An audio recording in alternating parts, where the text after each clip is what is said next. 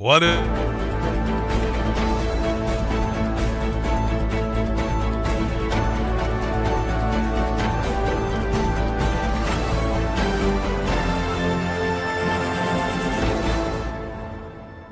You don't need to live with aches and pains. Visit relieffactor.com today.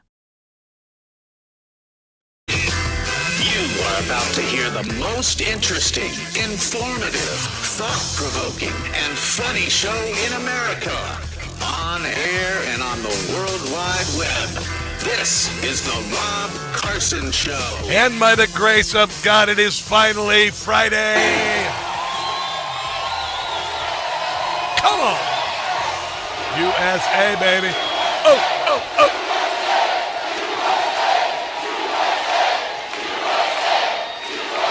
Well, thank you very much, everybody. It's a special place, and I am here to announce my candidacy.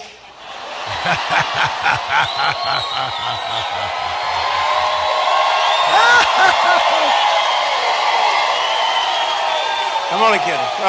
Yeah, and guess what? He's more popular than ever, by the way. Trump is still very popular with Republicans. Just take a look here. Okay, 21st century own party approval rating about at this point in the second term. We got Trump, we got Obama, we got Bush. Look, they're all fairly popular, but the one who is the most popular, and we have seen this time in and time out, no matter when you look, is Donald John Trump. He's the only one who's over 80%. 83% of Republicans still approve of the job that Donald Trump is We think he's kicking ass. doing as president. He still has that magic touch. We'll see if it carries over to South Carolina, but we've seen it in primaries this year, Senate primaries, and that's because he is still a very popular man, historically popular when it comes to his own party liking and approving of the job that he's doing. Yeah. In the meantime, the Democrat Party has right now a battle royale. They've got a little cat fight. Yeah, I know, it's so sexist, whatever, between Kamala Harris and AOC. Okay, Kamala Harris will never be the president of the United States, ever.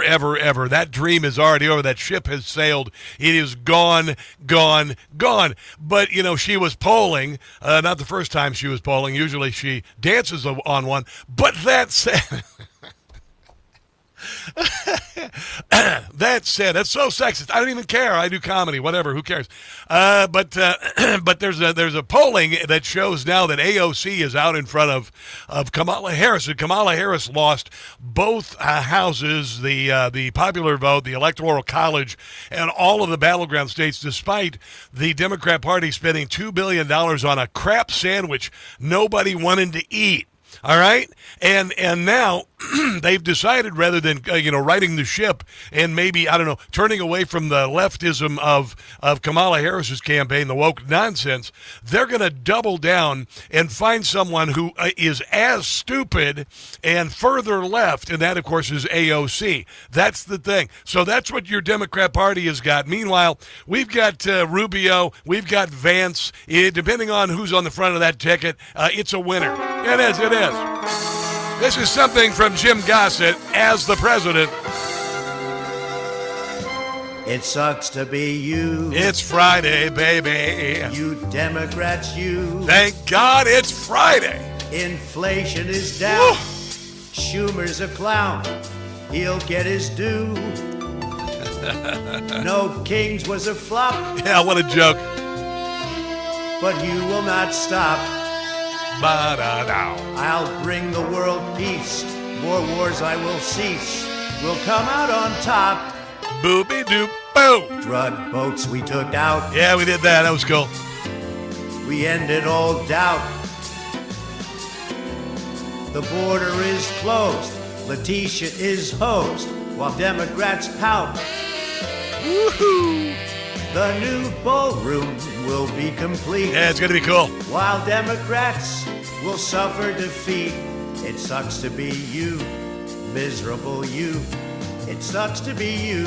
Now a new NBC News poll shows the Democratic Party has reached an all-time low in popularity. Why and all you want about the National Guard and Antifa pals we will bombard. It sucks to be you. You know that it's true. It sucks to be you.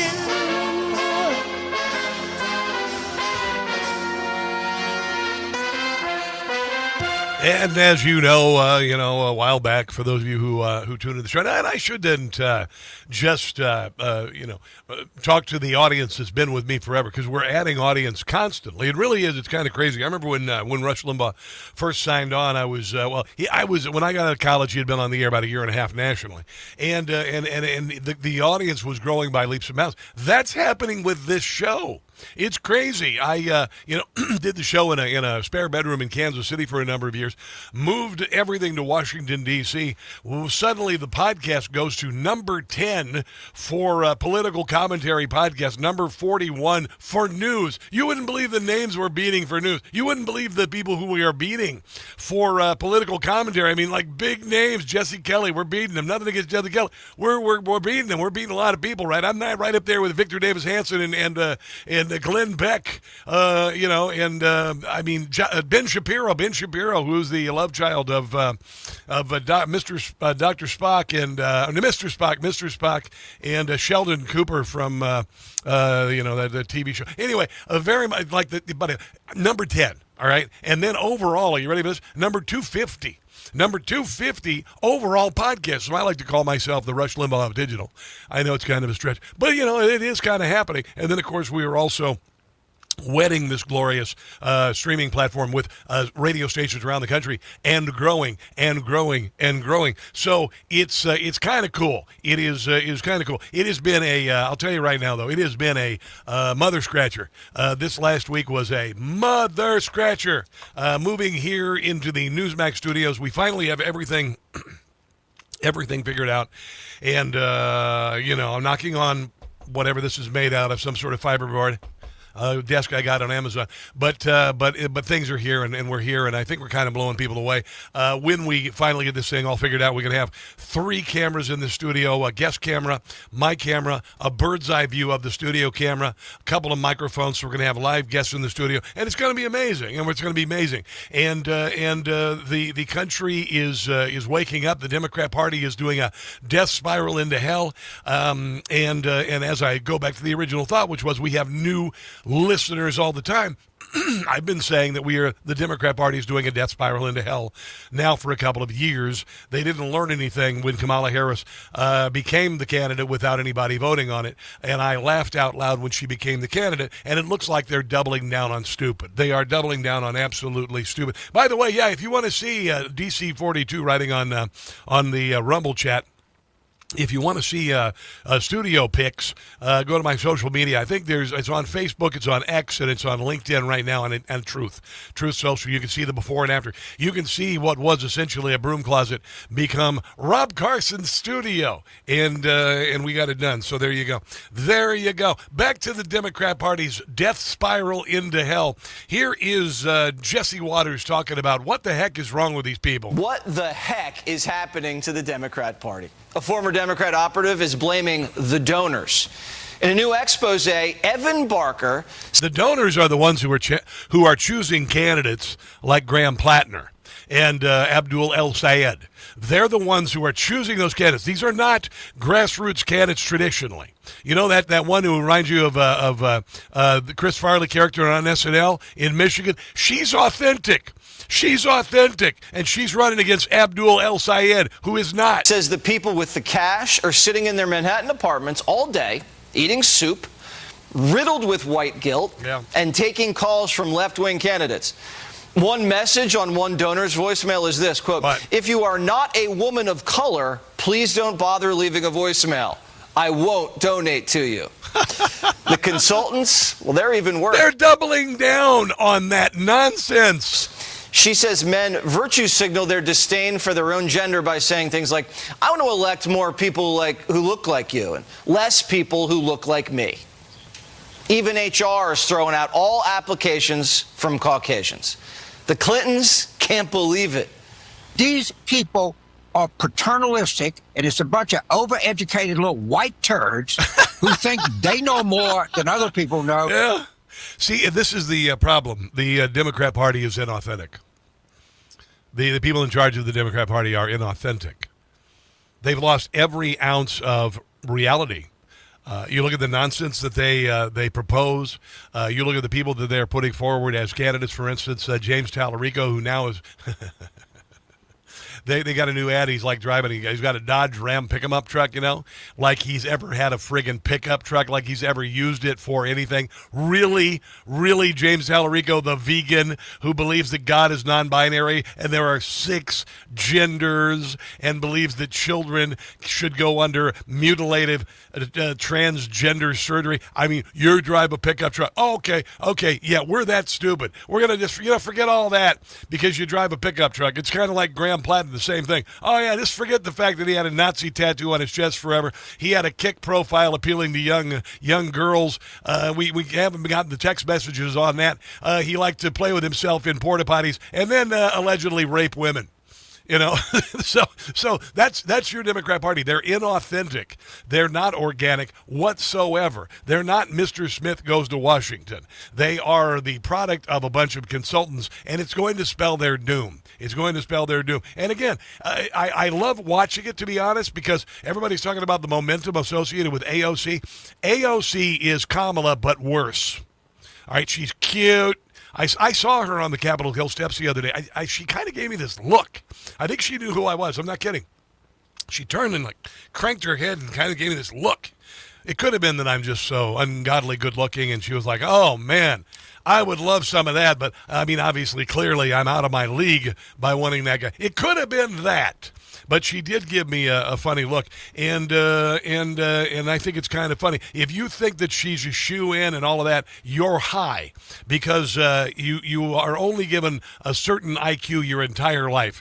You're only going to get so smart, and she is not smart. She talks a good game, she reads a good teleprompter, but she is a Kamala, but even further left. So there you go. We got a lot of stuff on the show today. Some of the unusual suspects. I believe Mary Walter is taking the day off, but Tony Kinnett is going to be on at the bottom of the hour. We got so much to get to. Brandon Gill, some brilliant grilling of an attorney on Capitol Hill. We're kicking Iran's butt. All of that and more coming up on the Rob Carson Show. Don't go anywhere.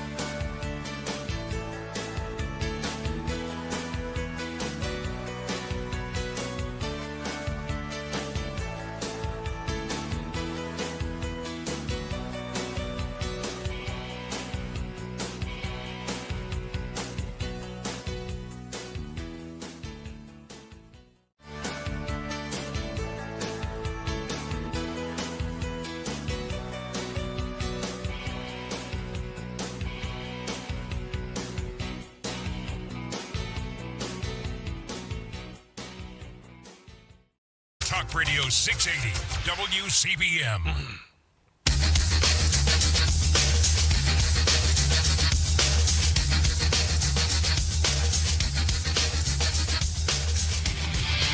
The Rob Carson Show podcast is everywhere. Go to newsmax.com/listen for details. Players in Democratic politics voicing or alerting really on how much influence socialism, communism has had now on kind of mainstream Democrat politics. Is there any chance that the president would be interested or is considering working with left of center Democrats to push back on this?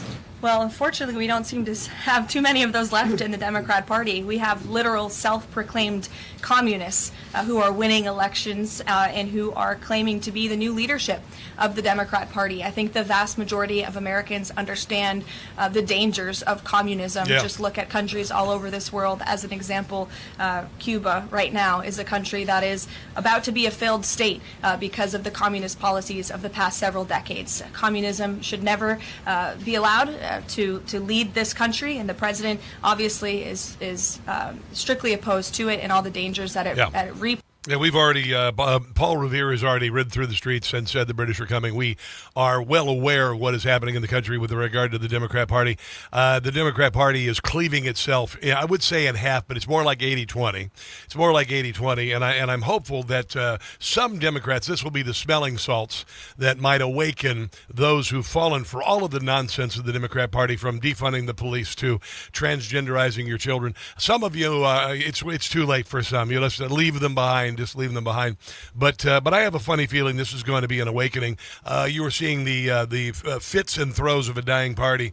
And I told you years ago, I said that the Democrat Party would have to either reinvent itself or disappear into the dustbin of history. Right now, they're leaning into the dustbin, We found out this week that despite the fact that Democrats for years have been saying there's no voter fraud no voter fraud at all, does not exist whatsoever. I believe I think I got a soundbite here from is it Hakeem Jeffries about no voter fraud. Everybody's saying there is absolutely no. I won't play that, but anyway, no voter fraud whatsoever. Then we find out that there's a lot of it, and there are hundreds of thousands of people registered to vote, illegal aliens.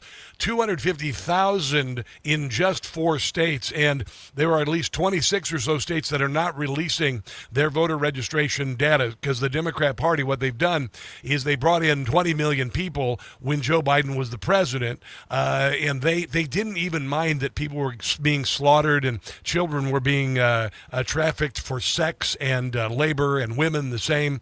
Didn't care at all the hundreds of thousands of Americans who died of fentanyl overdoses and all of this. And I said sooner or later there's going to be hell to pay. And I'm not talking about that thing on Joe Biden's head. That's a hell to pay. But there's going to be hell to pay.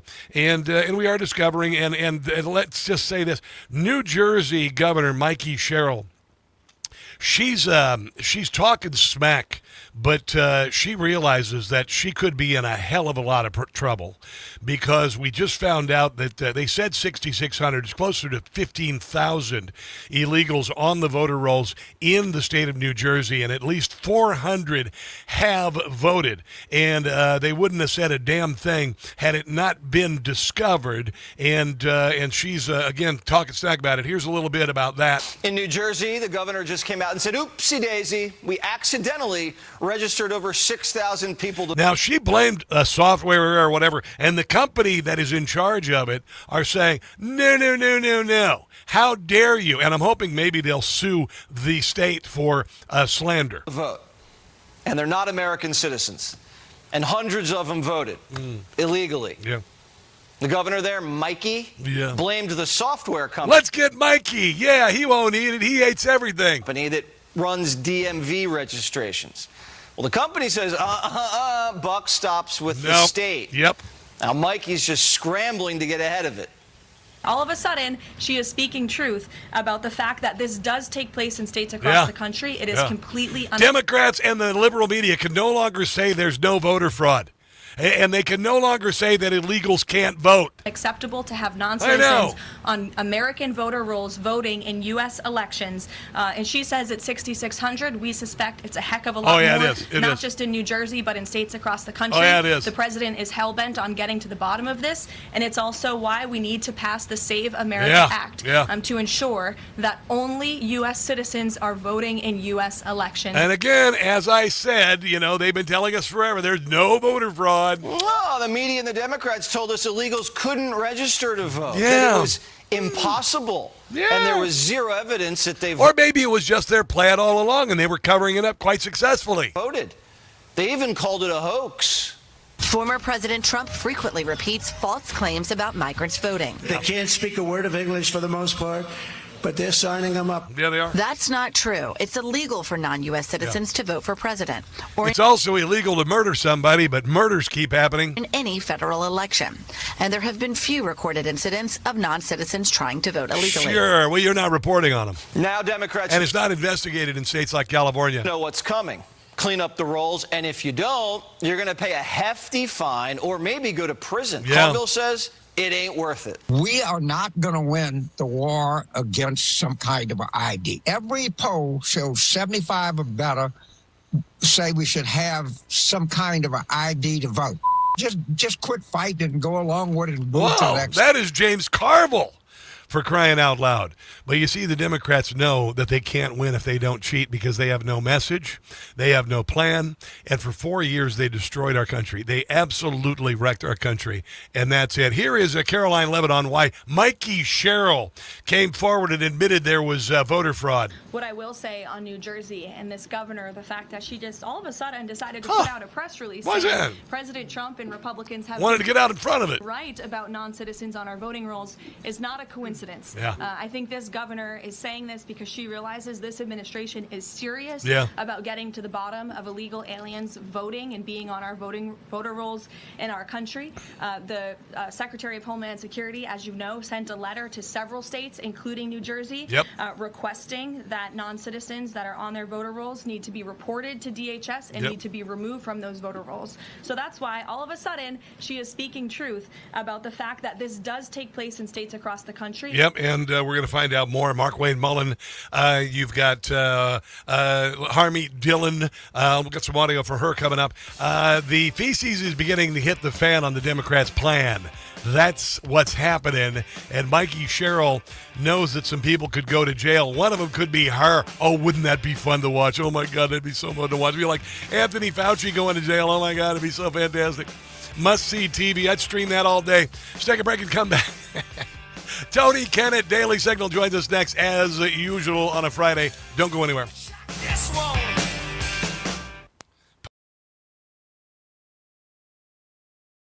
Hey guys, it's Carson for Ghost Bed. Do you really want another summer like last summer, barely sleeping because you were too hot all night? People blame summer heat for bad sleep when it really may be their mattress trapping heat. And if you already sleep hot, summer only makes it worse. That's why I switched to Ghost Bed. Helps keep you cool all night, no waking up sweaty, tossing and turning, or throwing the covers off at 2 a.m. Cooling tech is built into every mattress. It's not some expensive upgrade you have to pay extra for. Hot sleepers are some of Ghost Bed's happiest customers. Read the reviews. You get incredible support, less stiffness, deeper sleep, more rested mornings. I got my Ghost Bed about 6 months ago, and it changed my life. Ghost Bed gives you 101 nights to try it at home. You can sleep on it all summer long and feel the difference for yourself. How many more summers are you going to waste on bad sleep? Ghost Bed is currently having their 4th of July sale, offering my audience an extra 10% off. Go to ghostbed.com/Carson. Use the promo code Carson. That's ghostbed.com/Carson, promo code Carson.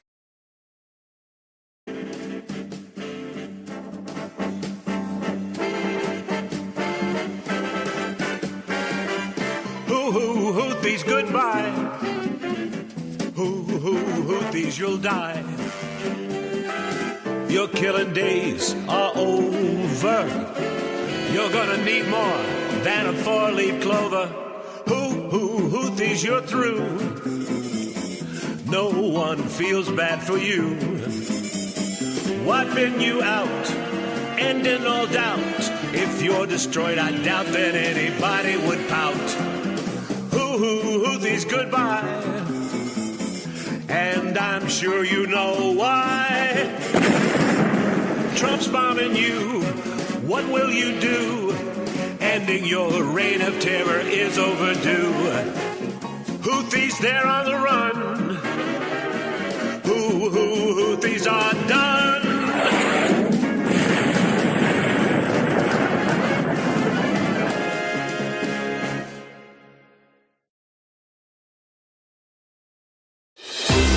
Hi, it's Tony Marino, host of the super popular Newsmax Daily Podcast, a rundown of the day's top headlines and top highlights of Newsmax shows and interviews you may have missed, plus some sports, stock markets, and even some yucks, all packed into about 20 minutes. Search for the Newsmax Daily with me, Tony Marino, on your favorite podcast platform, and check out our entire lineup of great podcasts, including Greg Kelly, Rob Carson, and Jerry Callahan at newsmax.com/listen.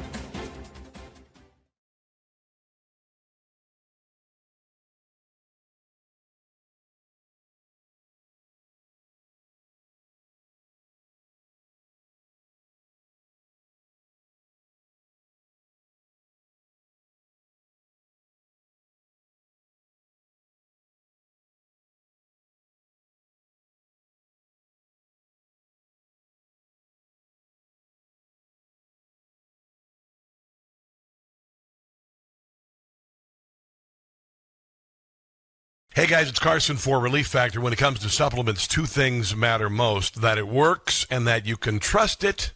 I trust Relief Factor. We hear from people every single day whose lives have changed. And of course, we'd like you to hear a few of their stories. Mark, for instance, was in tears from his daily hand joint discomfort. But after a week on Relief Factor, he felt 50% better. Now he barely even notices any pain. I can attest to this. It used to hurt getting up and out of chairs or even off the bench press at the gym. Not so much anymore. People like Mark make it easy to find out if you'll be the next person telling us a Relief Factor story and how it gave you your life back. 3 weeks now for just $17.76. Simply go to relieffactor.com or call 1-800-4RELIEF. They'll do everything they can to help. We hope you'll be sharing your story too. relieffactor.com or 800-4RELIEF.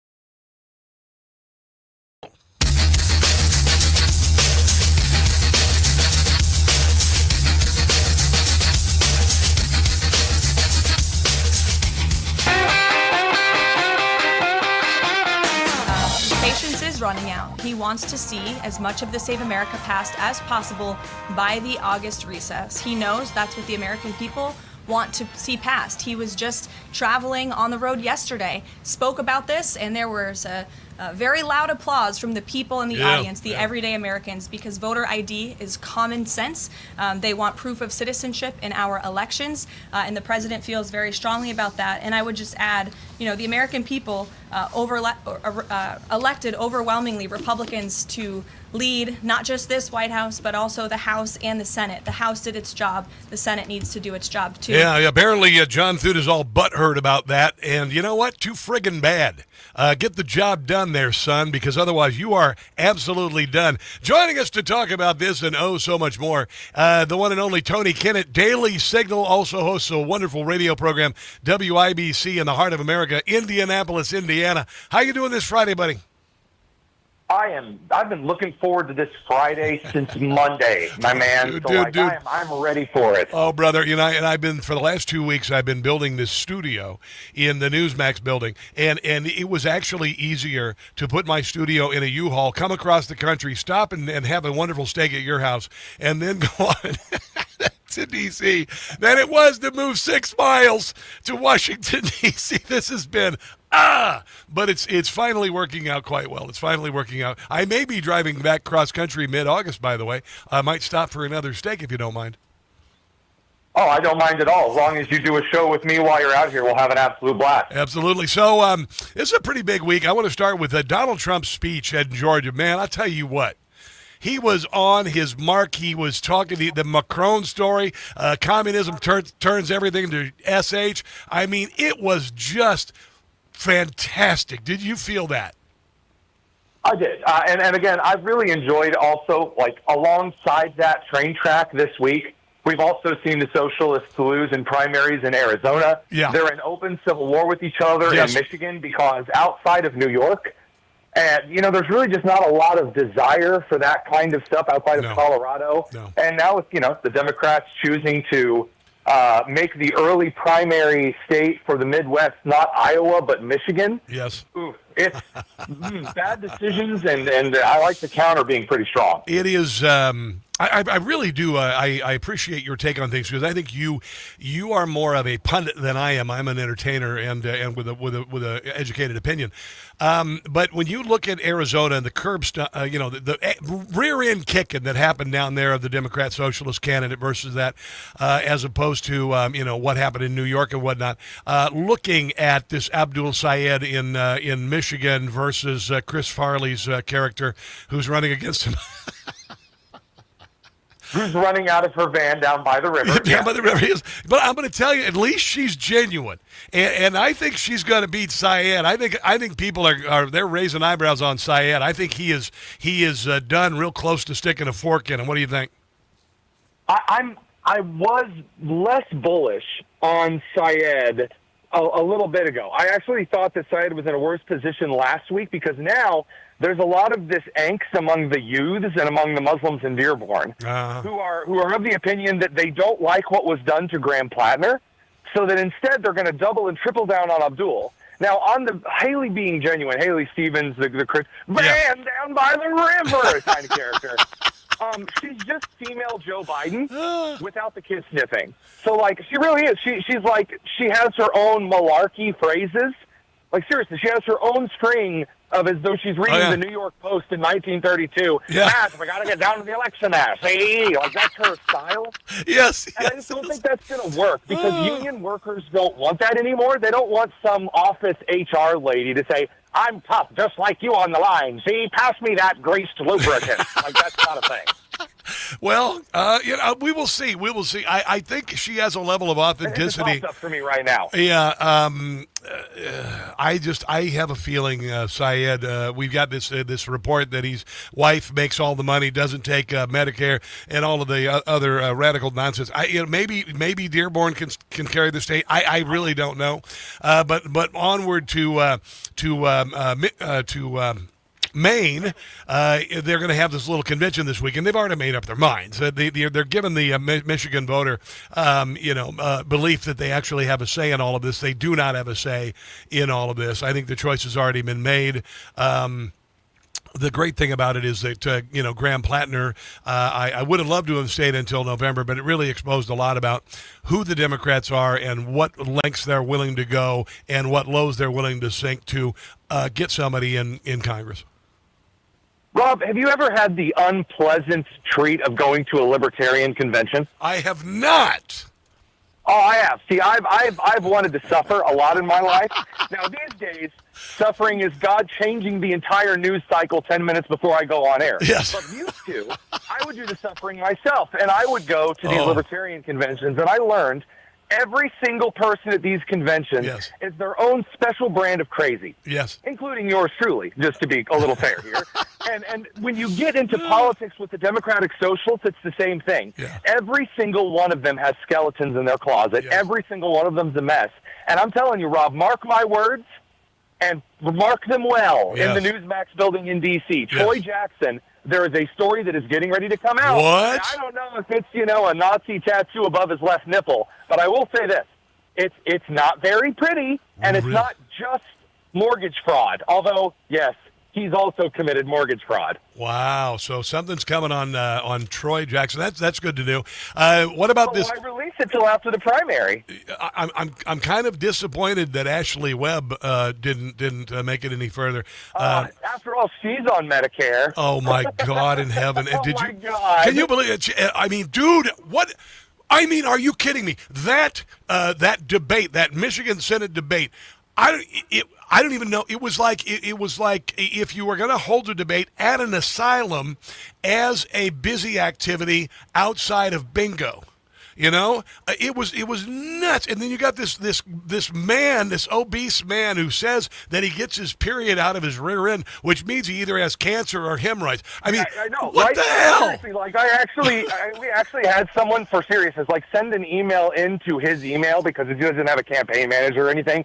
And I said, politics aside, please, please, please go to this medical center and get checked. Seriously, like all politics aside, you're actually dying. If you're bleeding from your ass, you're dying. All right, like just, dude. Either that or you're serving your sentence. That said, okay. Oh, hey, oh, that got dark in a hurry. That got dark in a hurry. So, well. So, you know, what was funny is this shock poll yesterday. I don't even know we're polling for 2028. Dear God in heaven. But, you know, Kamala was out in front, which, I mean, wow. And now all of a sudden, AOC is out in front. I laughed when Kamala Harris became the candidate. I said we were going to beat her easily.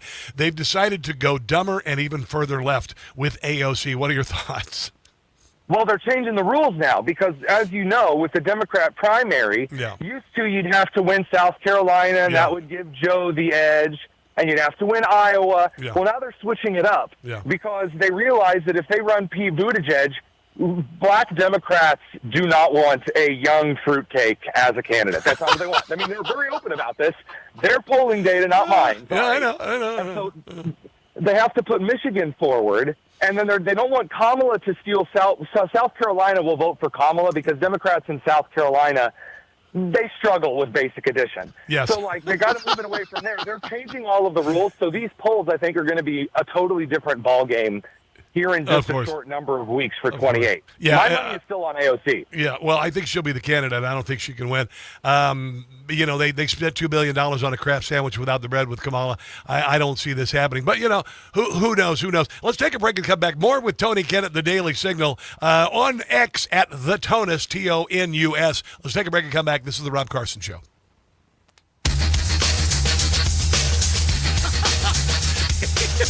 That...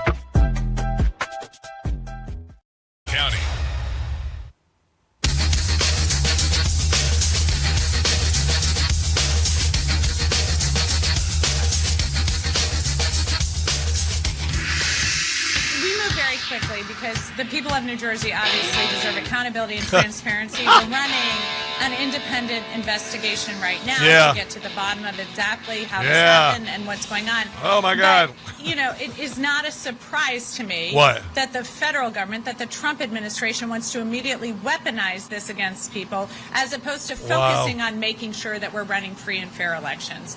That's my focus.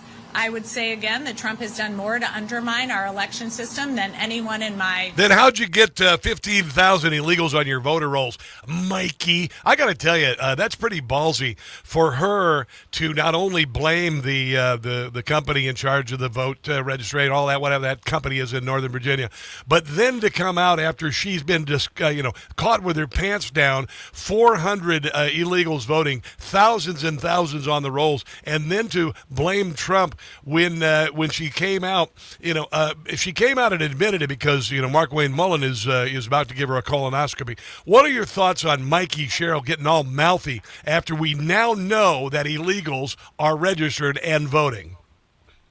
So there's something I was talking to with a friend of mine in the Indiana Democrat Party, who is really, really aggravated that she's taking this approach.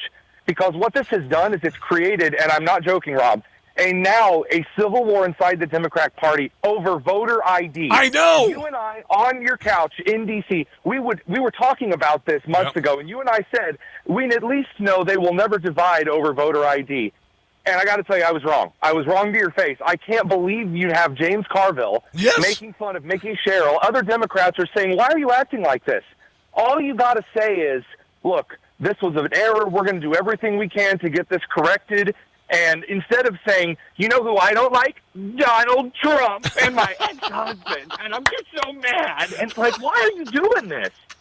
What is this? This is what's really remarkable is that James Carville acts like, at least he doesn't appear to know that this is obviously the Democrat plan. It always has been. Yes, he does. Well, then why would he say that? He's just kind of get on the good side of history and whatnot? What? Yes, actually, that's it. This is the axiom. It's the exact same axiom. Well, let me tell you something. I'm leaning back in my chair for emphasis. He says, these young Democrat kids, they just don't get it. They don't get it. We just got to have some kind of alternate ID because even though... And then he gets into the stammer fest. Yes. And it's the exact same stammer from when Axios and CNN finally admitted that Joe Biden was a corpse. Right. And it's the exact same way. I said, well, we played this last time on the show. It sounded like a seal choking on halibut. Now, did you see him? He's doing his podcast or whatever the hell his appearance is in his bed with a pillow behind him, sitting up. Yeah, with Politicon, and his guest host comes on because he's freaking out that James is now letting the cat out of the bag because it's not enough to just say, I'm for voter ID now. No, he actually has to explain why. You got to square the circle, Hollywood. Mm-hmm. So here's the issue. You can't get from A to B here. Yeah. Why all of a sudden are you saying that you actually think voter ID is good and Mickey Sherrill's being retarded right now? What's the actual bridge? And there is nothing. Yeah. There's really nothing. You even have CNN hosts on Sirius satellite radio yesterday, Michael Curmudgeon or whatever his name is, saying that he can't say illegals aren't voting anymore. Yeah. So instead of saying, look, I don't like Trump, but he is right, this is an issue, like they sort of did with the border after Kamala lost. Yeah.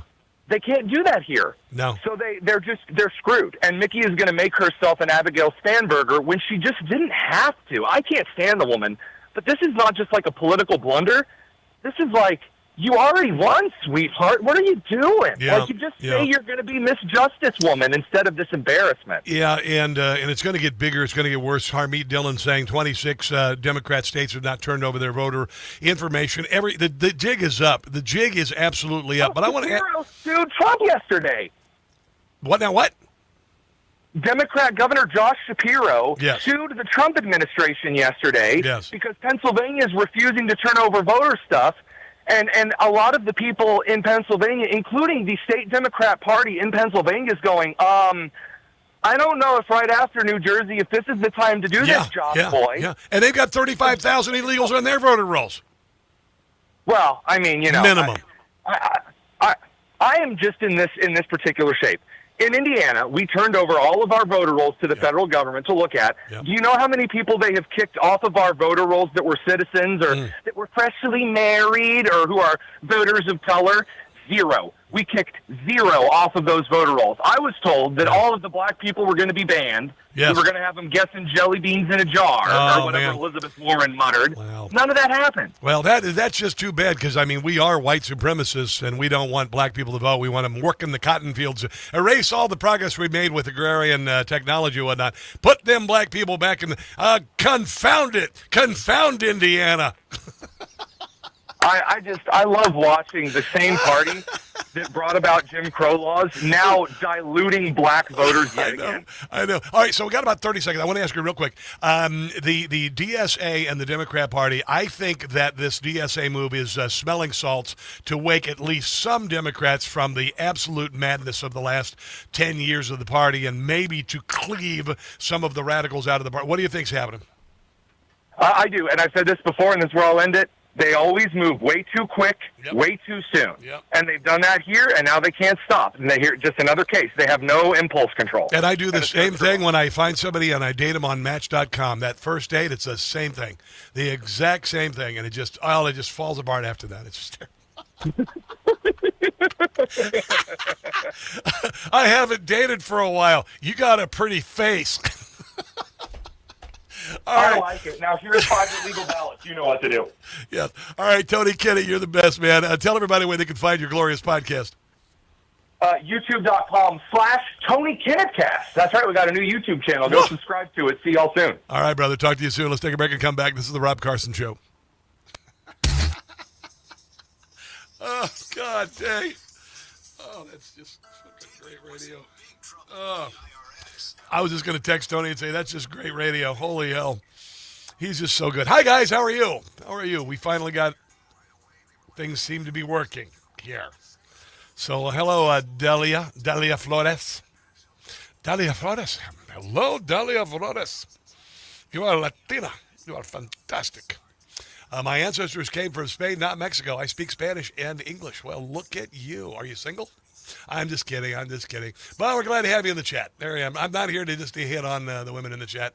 I'm here to actually chat with people. But welcome to the show, and thanks for watching. I do appreciate it. I'm just playing, by the way. I'm completely harmless. Just ask anybody. Lindsay Marsden, hello. How are you? And Brian Duffy, what is up? What is up? How are you? Dookie Bear, Auto Cannon, hello, Spicy Latina. She's kind of cute. Sup, Rob? You know what? I'm just gonna try to get into this weekend. I'm going into the weekend on fumes. I'm just gonna be honest. Tomorrow I'm gonna get out the e-bike and I'm gonna ride to Mount Vernon, 36-mile round trip, and I'm gonna clear my head, and then we're gonna pick up. Hey, you want to see something cool, guys? I'm going to show you, and I fixed the audio here. Here's camera 2. Are you ready? Watch this. Is that cool? Here's split screen. Is that cool? Right? Look at this. So here's my guest. Right over there's my guest. Right over here's me. We're gonna have 3 cameras in the studio. Guests right over there. Right over in this seat. Right over there. But that screen, hold on. That screen there, that's on a swivel, so I can move it out of the way, and then the guest microphone will be right there. There you go. Could you hear everything okay? I want to make sure. But yeah, I'm finally doing it right. I'm really excited about this. All right. Oh, gotta talk.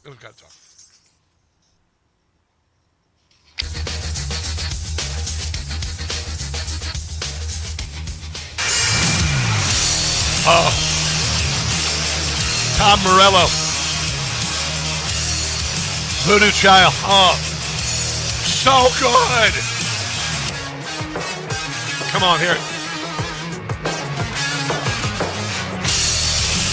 I was in the parking garage here at the building here at Newsmax headquarters, and down in the third floor underground. I always park in the same spot, and right behind me is another Bronco. And the woman who was driving the Bronco, she works for I believe a nonprofit that works on preventing child abuse and child trafficking.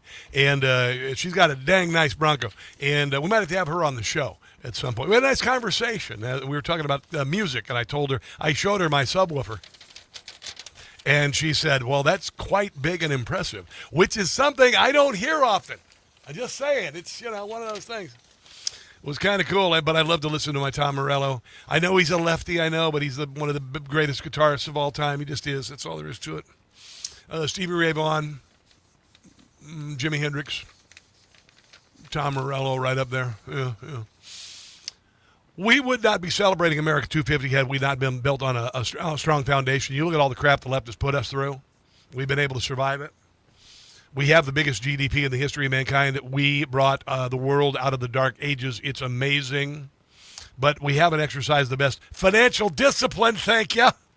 Consequently, the dollar is not worth what it was. What's the foundation of your savings? What is it? Do you have some gold in the foundation? Do you have some precious metals in the foundation? You might want to consider it. Birch Gold has been helping Americans solidify their savings in gold for the last 15 years. They help you convert an existing IRA or 401k into a tax-sheltered IRA in gold. I did that with the 401k that I had set aside from selling cars. I sold cars for 3 years. And I said, it's not performing well in this little 401k. Let's go ahead and transfer it into Birch Gold. So I want to put my money where my mouth is while I'm promoting Birch Gold. I wanted you to know that I use their product. I think it's great.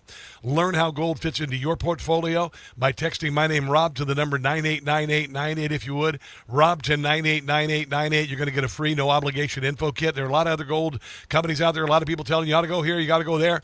You know me. You trust me, I hope. A-plus rating from the Better Business Bureau, countless 5-star reviews, including from this guy right here pointing at me with my thumbs. There you go. Text my name, Rob, to the number 989898. That's Rob to 989898. So coming up, Victor Davis Hanson says, we have been in a leftist revolution over 50 years. Donald Trump is the counter-revolution. Fascinating discussion, among other things. And Brandon Gill makes mincemeat out of a woke lawyer on Capitol Hill. Don't go anywhere.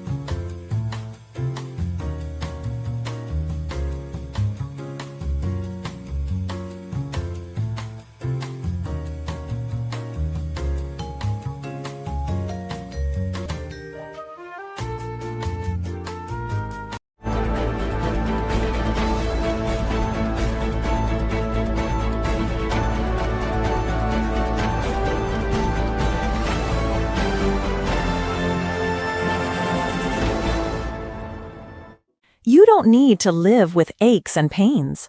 Visit ReliefFactor.com today.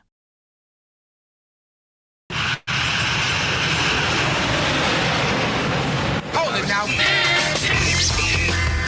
You are about to hear the most interesting, informative, thought-provoking, and funny show in America. On air and on the World Wide Web. This is the Rob Carson Show. And by the grace of God, it is finally Friday. Finally Friday. And I am broadcasting from the Washington, D.C. headquarters Newsmax Media. Actually, it's not the headquarters. It's the Washington Bureau. Washington Bureau. And we are broadcasting live from here. It's now the end of week number 2. We had 4 days on the air last week. Monday was the move day, and got everything in here. And it has been quite an ordeal. The last 24 hours were particularly challenging, but we got her done. We got her done, and we've got this glorious little studio here, and you're here with me. That's the most important thing. You were there in Kansas City with me when I was starting out after selling cars for 3 years and getting sober, and you were there when I'd get up in the morning and walk out of the master bedroom and go into the spare bedroom and begin the show, and watched it grow from there, and added affiliates there. And then you were with me when I went through a divorce that I didn't expect and didn't want, but now realize it was the right thing for both of us. And I moved to Washington, D.C., and had a little studio, beautiful studio that I built in Old Town Alexandria. And God has a very dark sense of humor, because soon after I moved there, discovered the building was going to be torn down. I mean, what the? Just look at this. Hey, hey, Rob. Yeah. Hold on a second. Let me put up this last piece of paneling over here. Hold on. Give me a second, okay? Rob. Hold on. The building's going to be torn down. I'm sorry. What did you say? Building's going to be torn down. Well, what are we going to do then? Oh my God. Oh man. It is, I guess I am jealous for people who have maybe gotten to a place in their life they can just kind of chill, Never has occurred. Never has happened to me. I got to tell you, my 50s were just like, what? This is kind of where you kind of slow it in. You're at that stage where the pilot says, put your seat back table is up, and seat back's up, and your tray table's up, and we're beginning our descent into retirement. No, not for old Rob Carson. No, sirree. He was out of work for a couple of years. Found out his biological family was given up because his mother was raped. Brother died, mother died. Then wife, divorced him during election year, and then had to sell cars for 3 years, and then it's like, okay. So I'm just beginning. And we are beginning again, and we are in this glorious building now. And I'll tell you, I believe in this brand. I believe in the Newsmax brand. 6 years ago, when Chris Ruddy called me on the car dealer parking lot, I didn't know Newsmax. And I think probably a lot of you did not either, because the brand has grown exponentially, gigantically. And I believe in it. And what I'm doing here with this terrestrial radio live stream is revolutionary. And listen, I wrote for Rush Limbaugh for 20 years. I like to say I walk in Rush Limbaugh's footsteps. No one will fill his shoes. But this is, I think, not quite as precipitous a time as when Rush hit, because Rush in 1987 hit. Rush hit right at the right time, the perfect place, the perfect life experience, the perfect skill set, and the perfect need for what he had to say. And he created a conservative revolution. He changed everything. Nobody's going to be, he was Elvis, he was James Brown, he was all of that to conservative talk radio, conservative media, the conservative movement, TPUSA wouldn't be here. CPAC wouldn't be here. Donald Trump wouldn't be here. So many things happened because of Rush Limbaugh. My God in heaven. So many. We owe him so much. And I started writing for him in 1989. I'm a late-stage Rush baby. I still could have been aborted by the left. Because when I graduated from college, I didn't know what I was. I knew I was pro-life, but I kind of leaned leftward because I was poor, and I kind of blamed my situation on somebody other than, having to work in college at $3.35 an hour, and I blamed it on somebody else. It's just the way it was. It's just the way it was. And then I went to Rush, the EIB University, and I became a conservative, and I started writing comedy for Rush Limbaugh, and I did it until 2013 when Kit Carson died, and now is a whole different set of circumstances. You've got terrestrial radio stations, which we have and we're growing. You've got satellite radio, which is there, and we'd love to get on satellite radio. We'll see what happens. And then you've got this magnificent stream, and look what has happened. 10 years ago, I signed on Facebook. Before you could use your laptop, it used to just be FaceTime on your phone. That was it. And I figured out what stream keys were, and I figured out what URLs were, and I figured out all this stuff, and I began broadcasting with 2 cameras 10 years ago on my desktop before Facebook made it available. I figured it out. And now it's really coming into its being. Day one in December, 2 years ago, this coming December, the first day we signed on, we were the #1 streaming product for Newsmax. #1. And there's a bunch of reasons, but I'll tell you, it's the perfect confluence of events. Terrestrial radio, the live stream, the podcast. These are so massive, you can't imagine how big they are. And it's getting bigger. It's getting bigger. I get into Ubers, and when I get to talking to the Uber driver, and I pick their brain and all this, and when I tell them who I am, they're about 60% or so of the time they go, "Oh, I know who you are. I see you on TikTok." When I was down on the mall, the National Mall for the National State Fair, I swear to God, half the people that I ran into knew who I was, knew Newsmax, and would overhear my voice. And this has happened twice. I was down at this big event on the National Mall for Faith, and I had several people hear my voice and go, whoa, are you Rob Carson? Rob Carson, can I get a selfie? It's overwhelming. It's overwhelming. And it has been one hell of a journey, and the journey's not over. It's just beginning. It's just beginning. And I brought you here with me. You're here with me. Those of you who've been with me for 6.5, 7 years, maybe even 10 years, we made this journey together. And I'm here to share it with you. I was talking to Ralph Renzi. He's the director of Newsmax audio and streaming. He's a great guy, by the way. I used to compete with him, actually. He was a big manager here in Washington, D.C. of the biggest radio station in the country, WTOP, the highest billing station in the country. He built Federal News Radio, among other things. And he said, Rob, he said, at the end of the show, what do you want to leave? How do you want your listeners to feel? And I said I wanted them to feel hopeful. I wanted them to feel joyful if possible. I never want to leave you stressed the hell out. No matter what we went through the last 4 years when Joe Biden was the president, all of the crap that they were putting Donald Trump through, all of the trials, we felt it in our hearts. And then they censored us, and we saw this open border, and we had to internalize all that. And every single day, I just wanted to come in and be so pissed off. But I said, no, what I do best is funny. What I do best is connection. Those are the things that I do best. And so this show, and I've distilled this years ago into what I do, what I mean to do when I do this show. I mean this from the bottom of my heart. This is my mantra. Entertain, inform, motivate people to do good. Entertain, inform, and motivate people to do good. Because you can pound a desk, and you can have an opinion, and you can be angry all the time, and it's not going to help you because I don't want to hear that.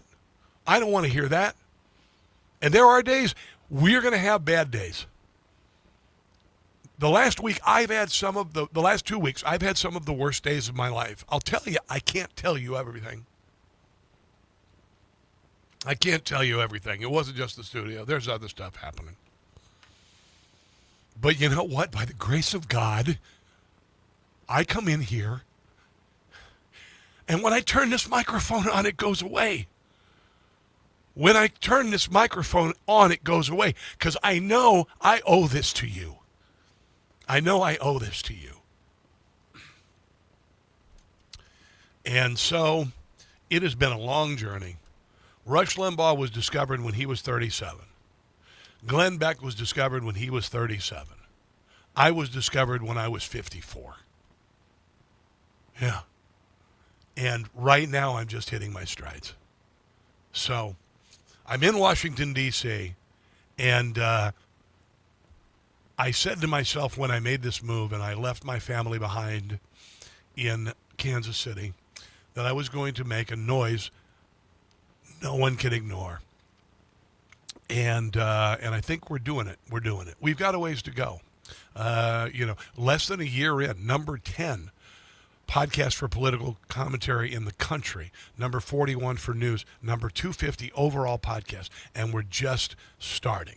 So it's my promise to you every day I'm going to come in here and give you the best show, the hardest working show, and leave you at the end of the show feeling hopeful, or at least girded for battle. How about that? How about that? I've got some great audio I want to share with you. You want to laugh out loud. Brandon Gill, the director of the National Bar Association, just shredded this woke woman on Capitol Hill. He was brilliant. I'm going to share that on the other side of the break. This is the Rob Carson Show.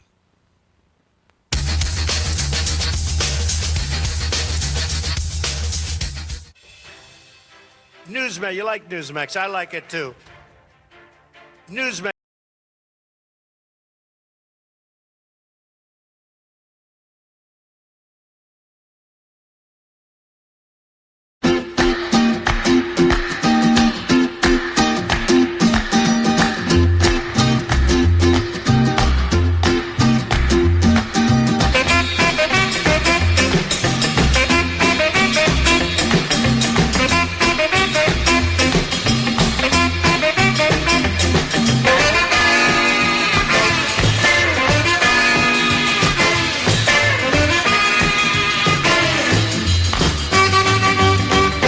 Deported.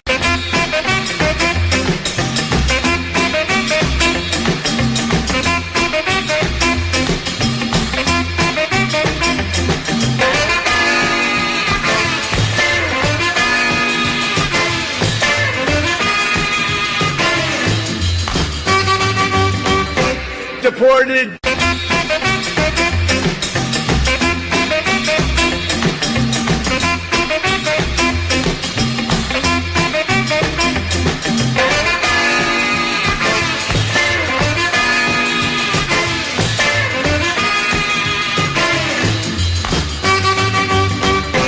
Deported.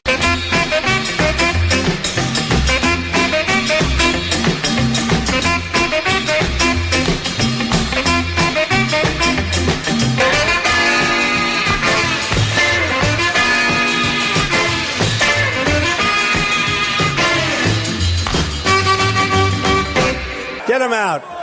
Ready? Are you ready? Get him out of here. Get him out of here. Get the hell out of here.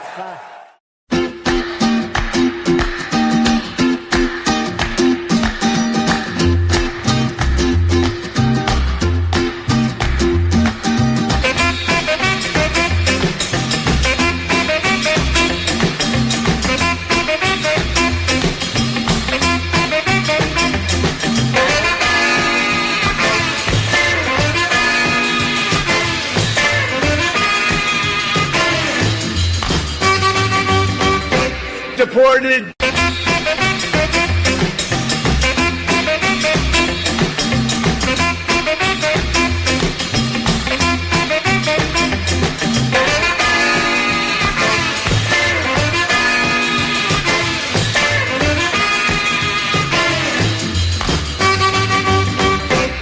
Deported.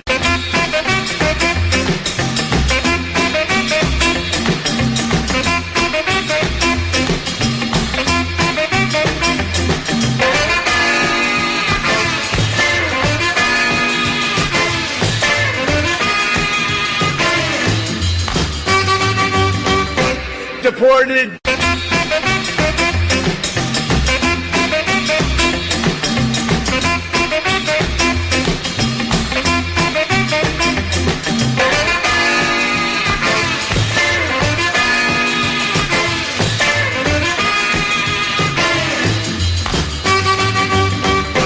Get them out. Ready? Are you ready? Get them out of here. Get them out of here. Get the hell out of here.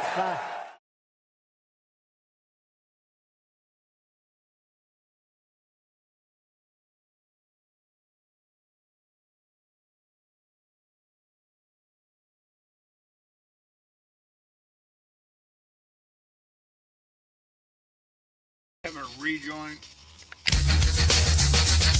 Rejoin. Who would not want voter ID? Only somebody that wants to cheat. Duh. Yeah, we're finding out.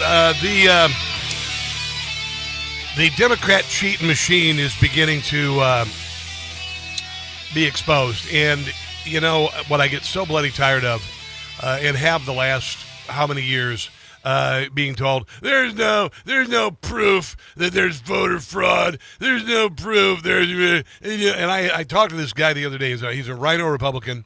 I won't say who he is, but he was vitriolic about it when he talked about. Well, this was the day before Donald Trump gave his speech saying that 220 million of our voter files, you and I, stolen by the Chinese Communist Party.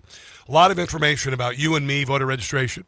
Hell, date of birth, address, the whole thing. 220 million. Democrat Party, liberal media, didn't care. And this guy I'm talking to, I said, what do you expect that Donald Trump's going to talk about? And he goes, I said, you think he's going to talk about 2020? You need to let that go behind. You need to let that go. There was no voter fraud. There was no 11. And I'm like, who are you? And this guy used to be a big deal. I just wanted to say, there's a reason why you're no longer relevant. Because you just that attitude, there's no voter fraud in the country, and then just accepting that. Are you out of your friggin' mind? There's voter fraud in every damn country in the world, for God's sake.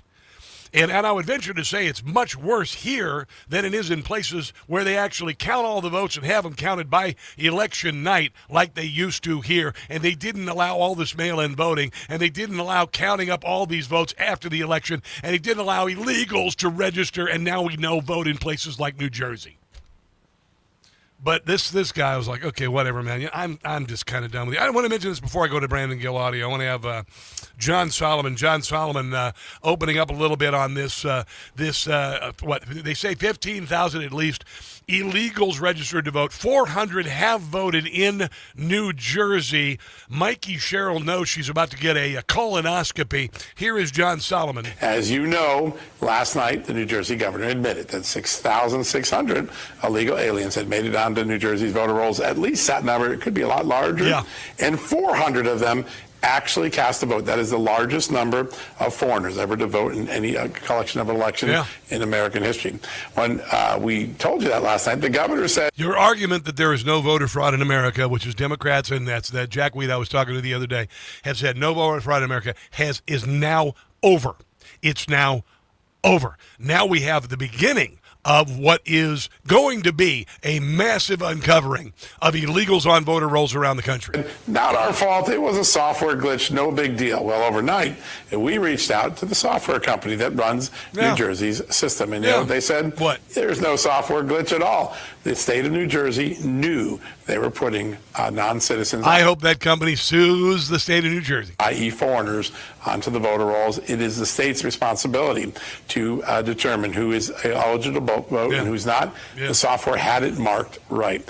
That is a major contradiction. And just a little while ago, the Assistant Attorney General for Civil Rights in the U.S. Justice Department, Harmeet Dillon, announced that there is an investigation of New Jersey now into whether they knowingly were allowing non-citizens to vote and to get on the voter voter rolls. Remember, you know why people get on the register to vote, right? To vote. She sent a letter out saying if you let non-citizens vote knowingly, you're in trouble. Well, now the vendor's comments raised a very strong possibility that one of the blue states in America may have acceded to allowing non-citizens to vote. We're going to keep a close eye on that. Hope you do. Here's Harmeet Dillon talking about all the Democrat states that don't want to share their voter rolls. Do you plan to take this fight to the Supreme Court?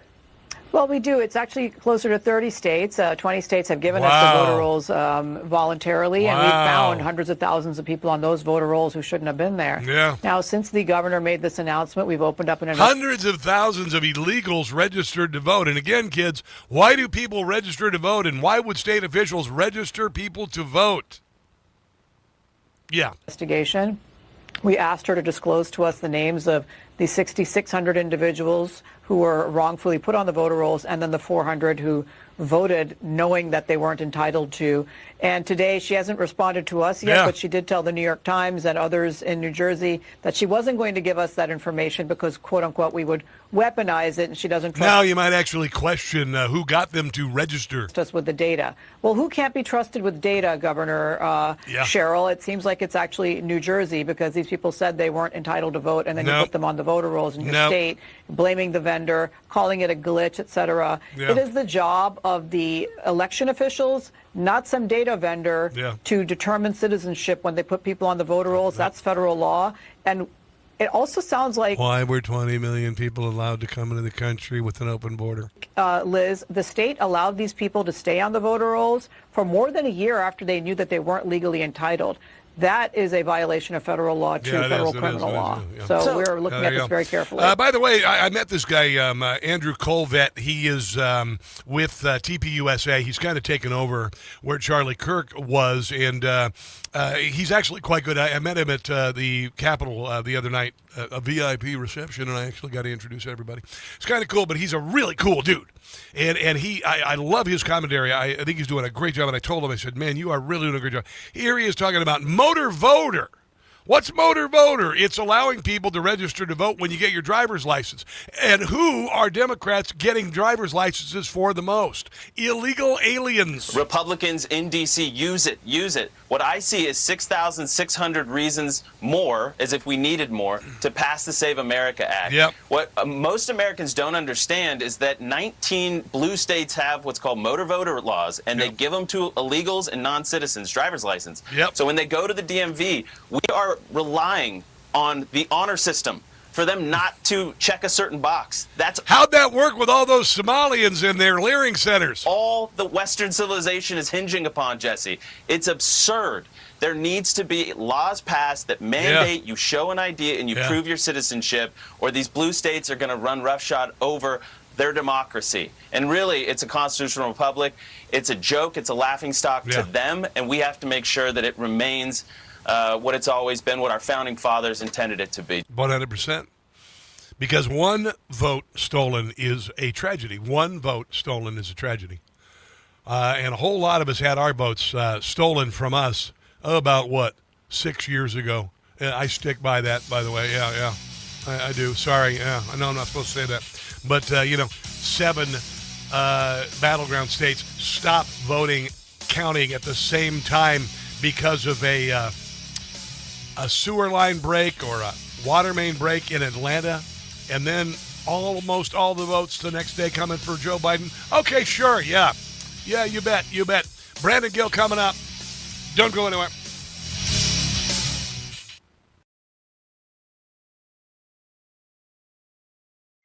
Hey guys, it's Carson for Relief Factor. When it comes to supplements, 2 things matter most: that it works and that you can trust it.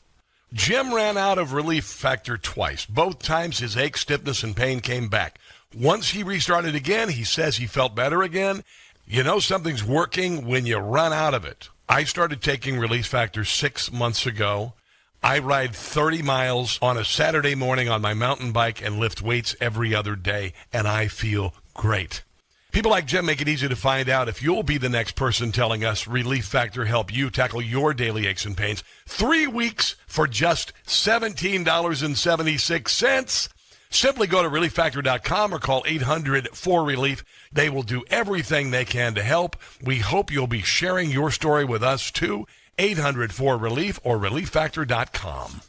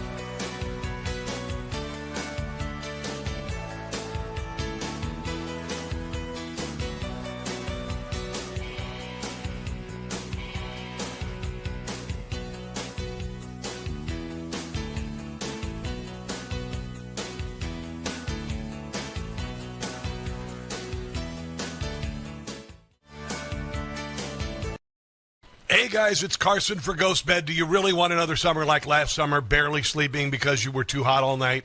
People blame summer heat for bad sleep when it really may be their mattress trapping heat. And if you already sleep hot, summer only makes it worse. That's why I switched to Ghost Bed. Helps keep you cool all night, no waking up sweaty, tossing and turning, or throwing the covers off at 2 a.m. Cooling tech is built into every mattress. It's not some expensive upgrade you have to pay extra for. Hot sleepers are some of Ghost Bed's happiest customers. Read the reviews. You get incredible support, less stiffness, deeper sleep, more rested mornings. I got my Ghost Bed about 6 months ago, and it changed my life. Ghost Bed gives you 101 nights to try it at home. You can sleep on it all summer long and feel the difference for yourself. How many more summers are you going to waste on bad sleep? Ghost Bed is currently having their 4th of July sale, offering my audience an extra 10% off. Go to ghostbed.com/Carson. Use the promo code Carson. That's ghostbed.com/Carson, promo code Carson.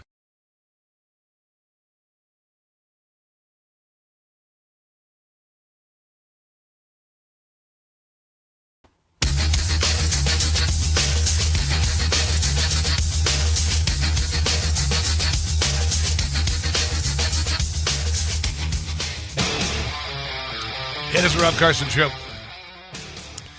Brandon Gill was, just magnificent. I had the wonderful opportunity to meet him at the nation's capital And I'm not name dropping here, guys. Okay, I told you I moved here, and I brought you with me. So I just wanted to share. I'm a wide-eyed kid from Iowa. I'm living in Washington D.C. and I ran into Brandon Gill.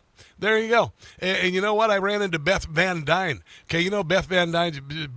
She's a congresswoman, and she's just like a model. I mean, and I met her there, and I said, "Oh my God, Beth Van Dyne, it's so nice to meet you." And I shook her and I said, "You look fantastic." And she got all just goosey, because they don't expect that from somebody smart, like, "Oh, Beth Van Dyne, can you come over and do an interview?" And so I got a selfie with her. She leaves and she comes back about 10 minutes later and says, "How did the selfie turn out?" And I said, "It's fantastic." And I said, "Beth," "your name shouldn't be Beth Van Dyne. It should be Beth Damn Fine, because you look fine." That's what I told her, and she thought it was hilarious. And we had a great interview. I did it. Because they're real people. So I want to share that with you. I see Brandon Gill. Brandon Gill standing there. I walk up. I said, "Brandon Gill, man, I got to tell you, I love you're in these hearings, and when you bring game, bro, you are just a blast to watch, and you give them fur and the whole deal." And I said, "Be honest with me, you lean into the Christopher Reeve back in the day, don't you?"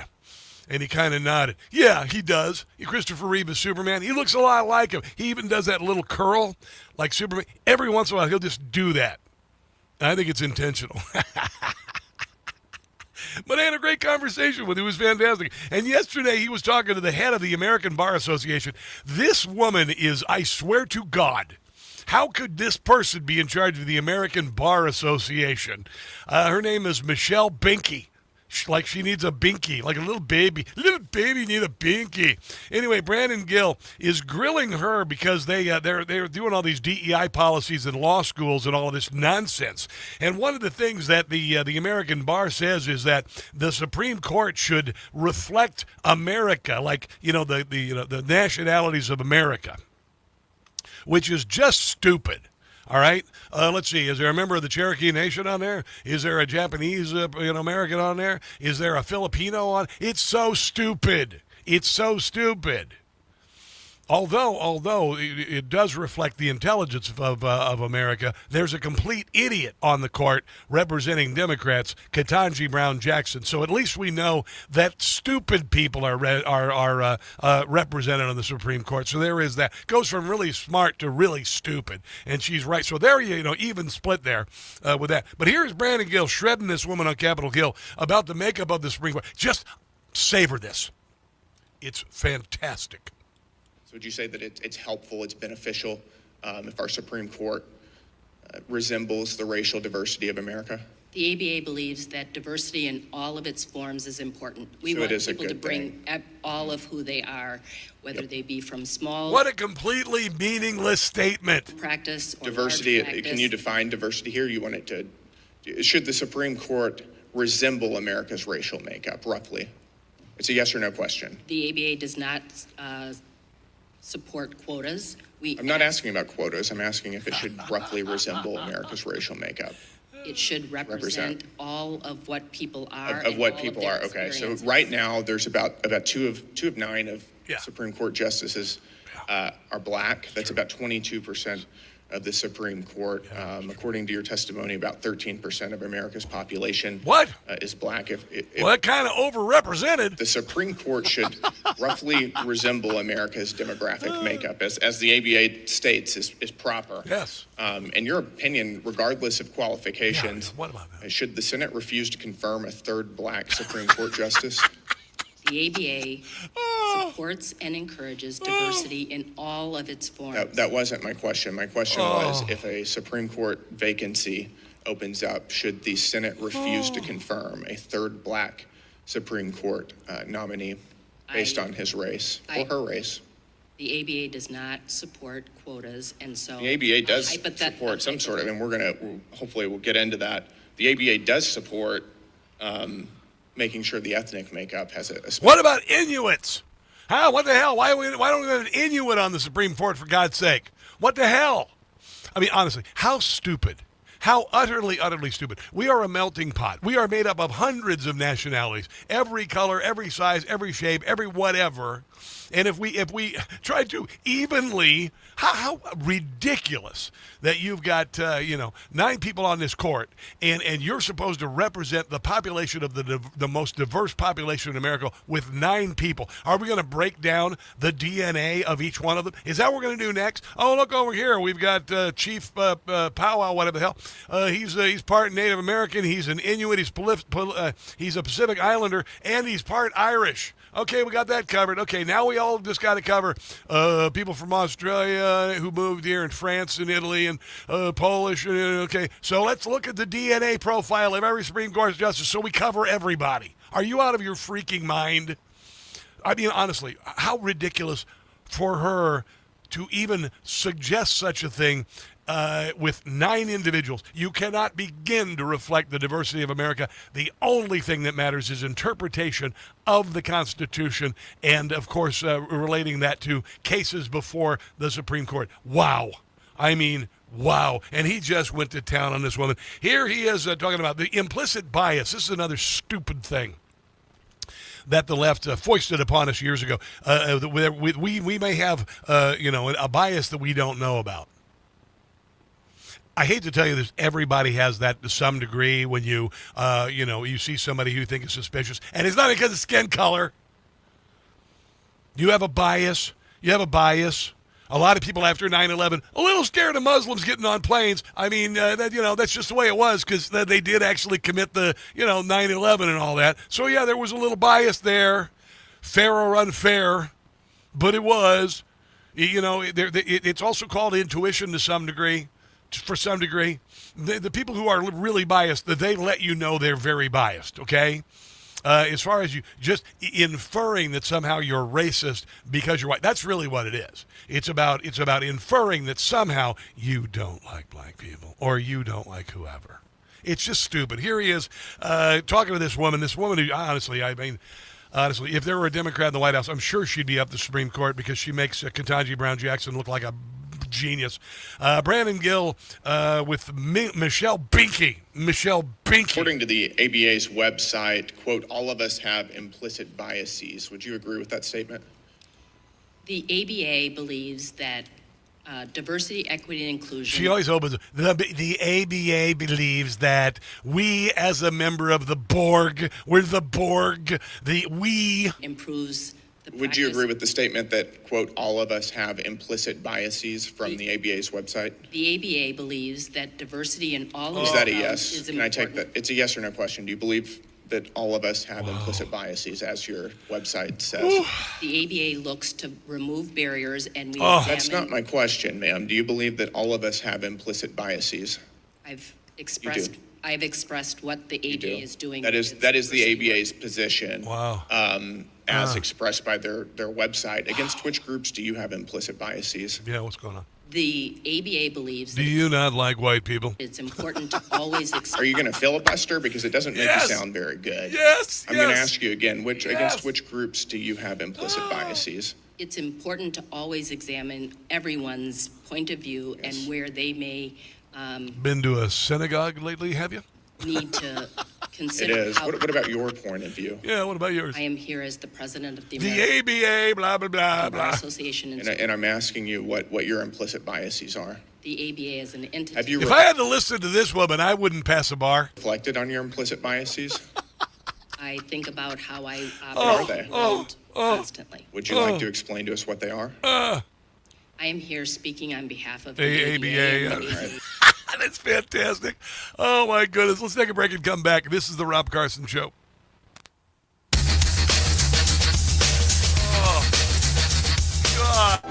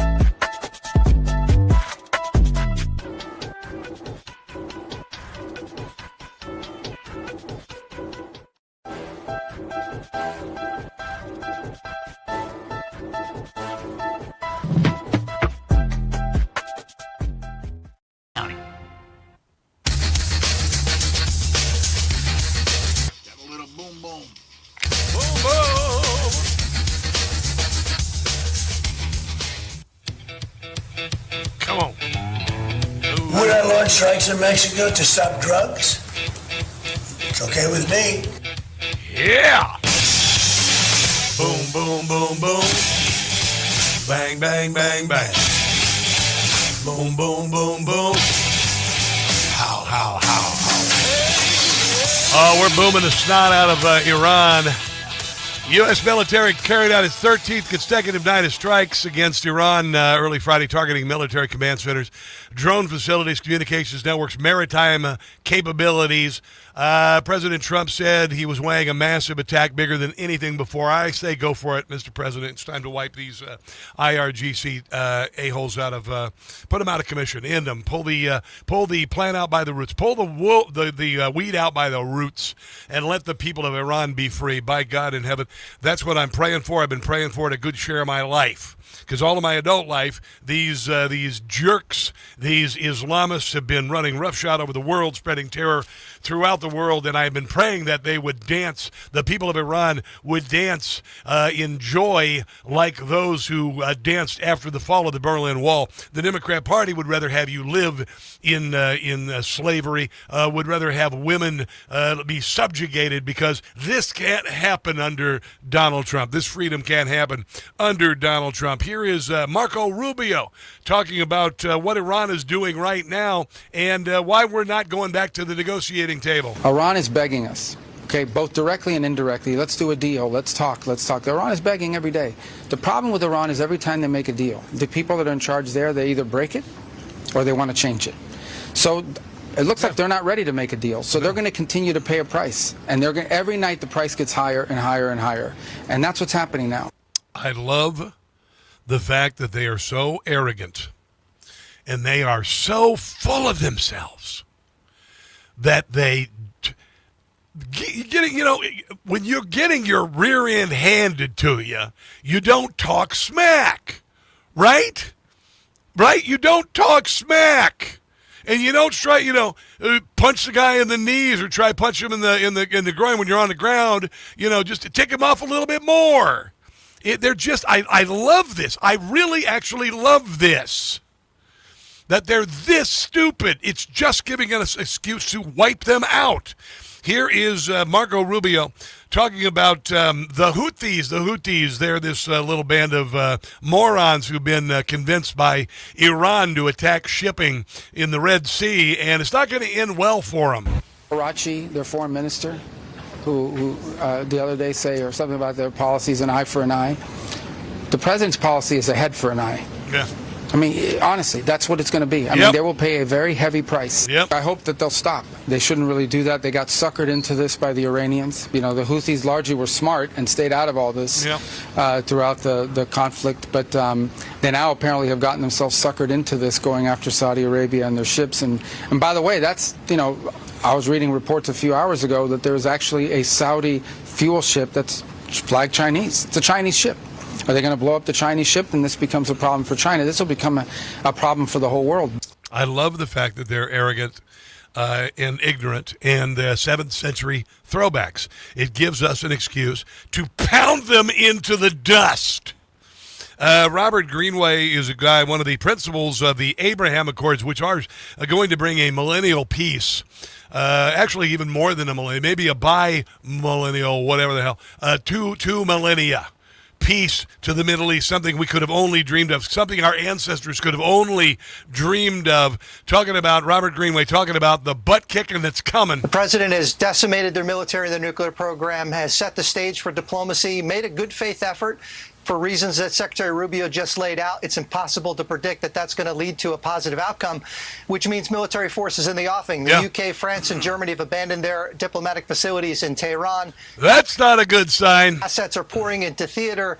And it's clear. Have pizza deliveries increased around the Pentagon? That's what we got to check in next. That's what I heard. Right around the Pentagon, which is a stone's throw from here. They start ordering pizza when they're about to kick some serious butt. The president understands exactly what has to be done to finish the job. I love the Papa John's stuffed crust. Just cheese, a little sausage, and extra dipping sauce. That's what I expect. It means an escalation. Getting ready to kick some butt.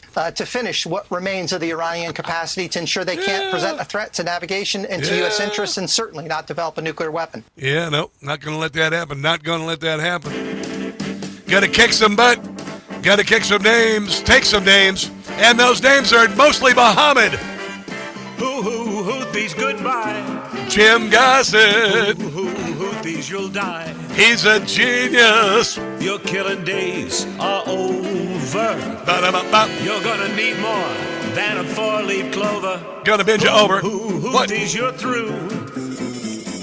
No one feels bad for you. Nah, I don't. Wiping you out, ending all doubt. If you're destroyed, I doubt that anybody would pout. No. Houthis, goodbye. Bye-bye. And I'm sure you know why. Trump's bombing you.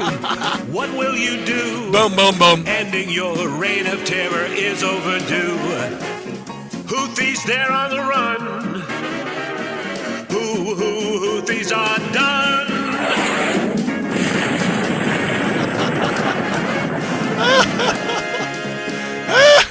That's fantastic. That is Jim Gossett. Oh my gosh.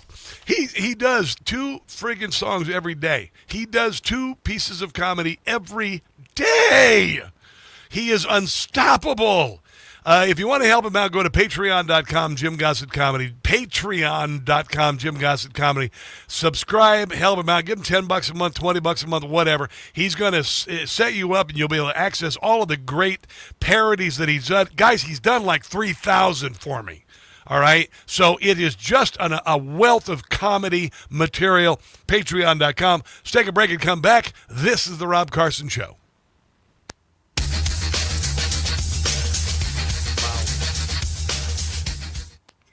Wow.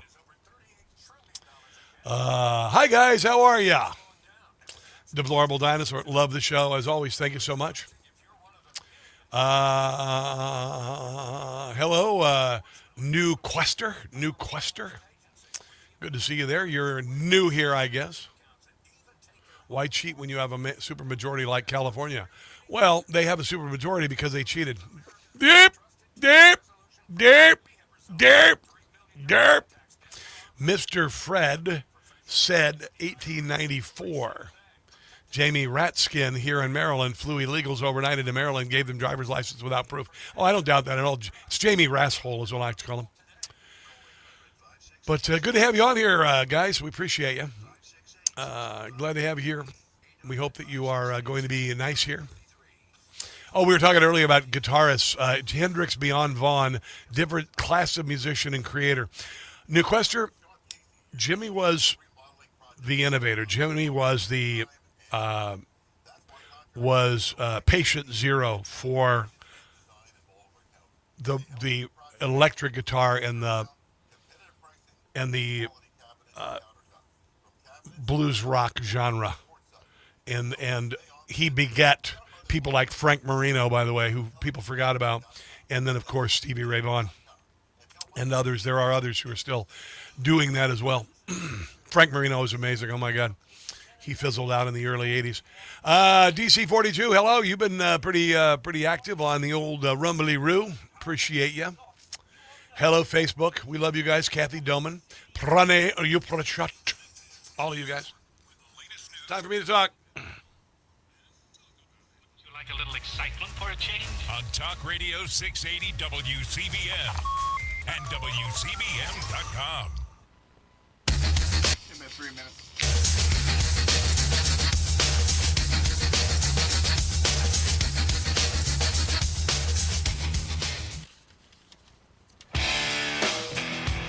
Show Me How to Live, Audio Slave. I listened to it again this morning. And I mean, I'm not saying that just because I listened to it again. I listened to it again this morning. Like, listened to the words.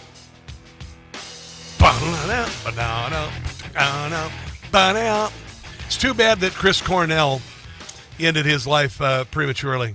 It really is. The song is about talking to his creator. You gave me a life, now show me how to live. God ain't going to show you how to live. You know. I wish he did, because man, I'll tell you what, I've taken a circuitous route to get here. I'm gonna tell you that right now. There's a band out of Canada called Big Wreck. If you miss Chris Cornell, the lead singer of that band, they are so good. Big Wreck. There's a song called Albatross. It'll kick your rear end up between your shoulders. Big Wreck, Albatross. Listen to it. It's amazing. Canadian man. I know something good out of Canada. Out of Canada. Big Wreck. Just check it out, okay? We would not be celebrating America 250 if it weren't for our founders. They were brilliant. I was talking to James Rosen about this today. I mean, my God, you look at the confluence of minds that came together for the foundation of this country. It is beyond belief. And look what they did. We've kind of, we haven't managed things very well. Our politicians printed money left and right, and they cheapened the dollar. We had a gold standard. That's gone. Maybe you need to have a gold standard in your life. Maybe you need to invest in some gold like I did. Birch Gold is the company I chose. I invested money in them. They can help you convert an existing IRA or 401k into a tax-sheltered IRA in gold. Learn how gold fits into your portfolio by texting my name, Rob, to the number 989898. You'll receive a free, no-obligation kit, an info kit, A-plus rating for the BBB, and, of course, countless five-star reviews. Let Birch Gold help build your foundation with gold. Text my name, Rob, to 989898. That's Rob to 989898 for Birch Gold. And by the way, this weekend, make sure to check out my TV show, Rob Carson's What in the World? This week's show took 6 days to get done. We had to retape and the whole deal, but I promise you're going to laugh. It's on Newsmax. Get a Newsmax Plus membership. Download the Newsmax app Saturday at 3 in the afternoon. I know it doesn't make any sense. Sunday night at 8:30 as well. Download the Newsmax app. NewsmaxPlus.com. Coming up, Victor Davis Hanson on the Great Counter Revolution. We are giving the left, and we've just begun to fight. Don't go anywhere.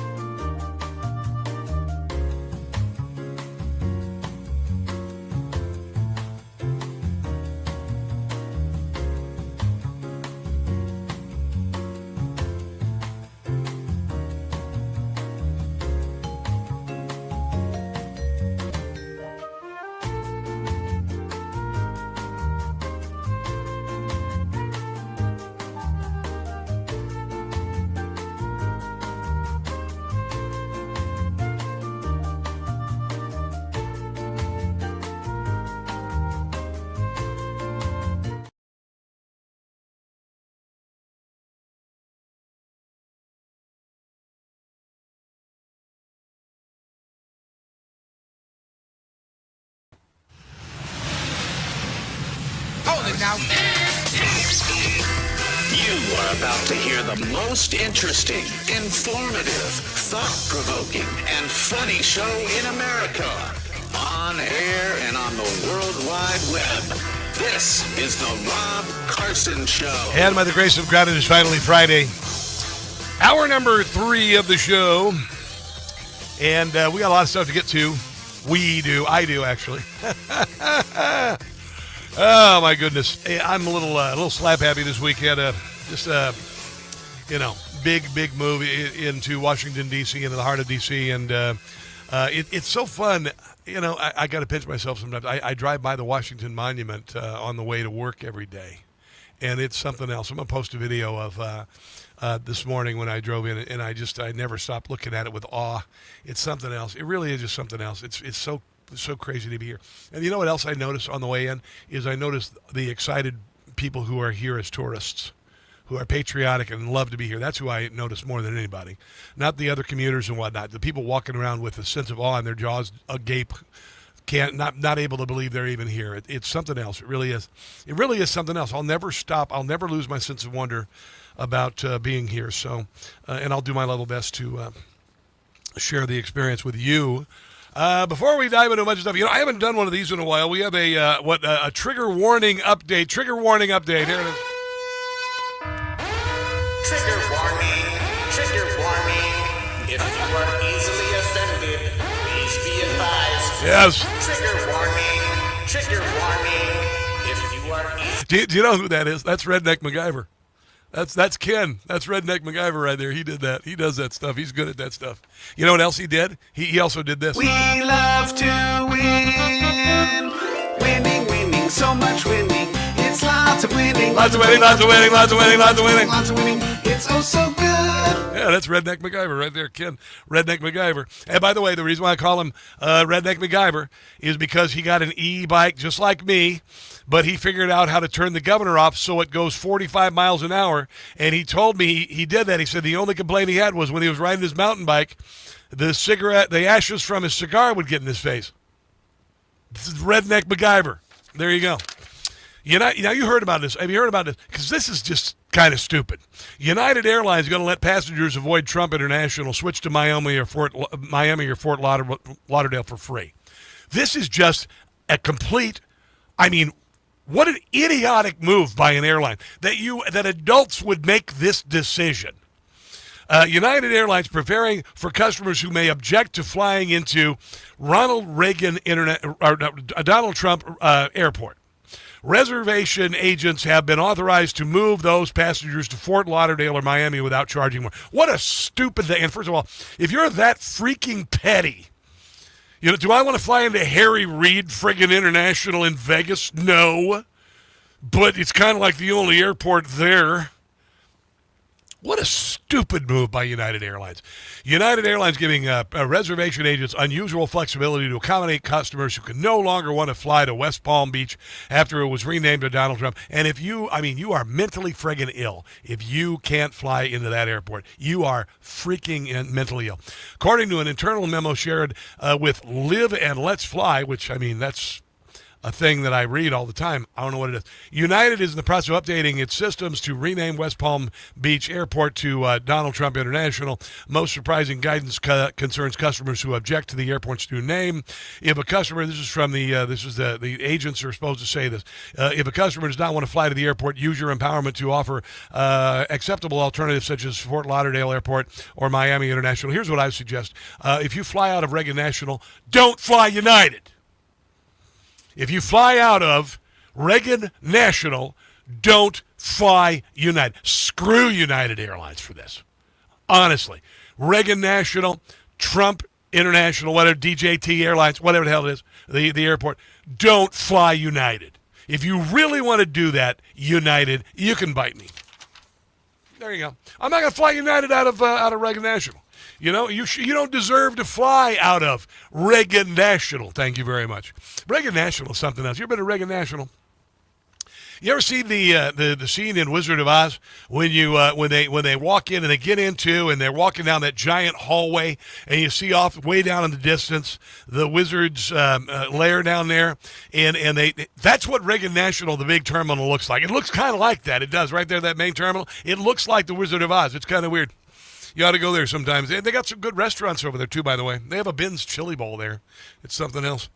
Victor Davis Hanson. I want to share some Victor Davis Hanson. I think he's fascinating orator, brilliant man. And he was talking about the I've been saying that, and literally the last 30 years particularly is what I've noticed, is the leftist march across the country in this idiotic leftist revolution started on campus and has moved on. But Victor Davis Hanson says, of course, this has been going on for at least 50 years, and it has since the 60s, and we're kind of repeating the 60s with another generation of idiots. And here is Victor Davis Hanson talking about the progressive revolution and how we are you ready for this? And this is, of course, we are the counter-revolutionaries. Whether we realize it or not, we've been in a progressive revolutionary cycle for about 50 years. Yeah. And by that I mean there has been the effort of most of the Democratic Party and now the radical elements to accelerate that efforts as emblemized by the Democratic Socialists to take control of government, expand it, redistribute income so that many people in blue states especially are paying over 10% of their income in addition to 38% of their federal tax. It's not very difficult to pay 50% of your... You want to talk about affordability? Think about how affordable things would be if you could keep the 50% of your income that you give to the stinking government. Can you imagine? You probably could have retired by now, depending on your age. If you didn't have to pay 50% of your income to local, state, and federal governments. Income or more for the taxpayer who's salaried without much write-offs. They don't have confidence that you, the people, will buy into the progressive project. And so they want to import a demographic that is poor and needy on the idea that... That's what they did with Joe Biden's presidency. 20 million of them, open southern border. That's why they want to get rid of the border. They will be constituents that will trade their votes for subsidies. And we saw that with the Somali community in Minnesota, and we've seen it with other communities here in California. This is why they load them up, man. You come from the meth lab trailer park of the world, which is Somalia. You come here and get a free government housing and a monthly debit card and free daycare and free whatever care. Hell yeah! I mean, this is living large, man. Thank you, Democrat Party. I'm going to vote for you forever. Forever. That's what it's all about. Here's VDH explaining the madness of the Democrat Socialists. We never imagined that there were going to be more than two genders or sexes. We never imagined that they would try to normalize biological men taking over women's sports. This is all about upsetting civilized society, distracting us, confounding us, angering us, getting us off balance. That's what all of this nonsense has been around. That's what I've called it, nonsense. And, of course, they censored us so we couldn't oppose any of it for a number of years, but those days are over. Dressing among young teenage girls. We never imagined that. We never imagined that prosecutors would let out career felons who had committed violent acts the same day they were arrested. We didn't know we were going to empty the prisons because we felt that penal punishment was too mean. We never really felt that our only real democratic country and an ally in the Middle East, Israel, we would try to disassociate ourselves and we would try to romanticize terrorists like Hamas. What I'm getting at, this was the progressive project. Yes. It was anti-American, it was anti-Western, and it glorified other modes of civilization, so to speak. Socialism, communism, anarchism, and it was very critical of the very society who had enriched most Americans. Yeah, and it's going to fail. It's going to fail. There's a reason why Donald Trump is the president of the United States in the 250th anniversary of our birth. There's a reason why the Democrat Socialists of America have picked this year to make their move, and they're going to fail. They're going to fail colossally because we're not going to live in their darkness. It's not going to happen. And here is Victor Davis Hanson talking about why Donald Trump is the deliverer from this Marxist communist revolution. And then came Donald Trump. And he's surely not a revolutionary. We were in the middle of a revolutionary, but he was not a trimmer either. He was a true counter-revolutionary. Yes. The first term, he was not familiar with Washington. He made appointments with people who did not agree with him, not just they did not agree with his methodology, but they didn't agree with his counter-revolutionary agenda. But it was still in places working.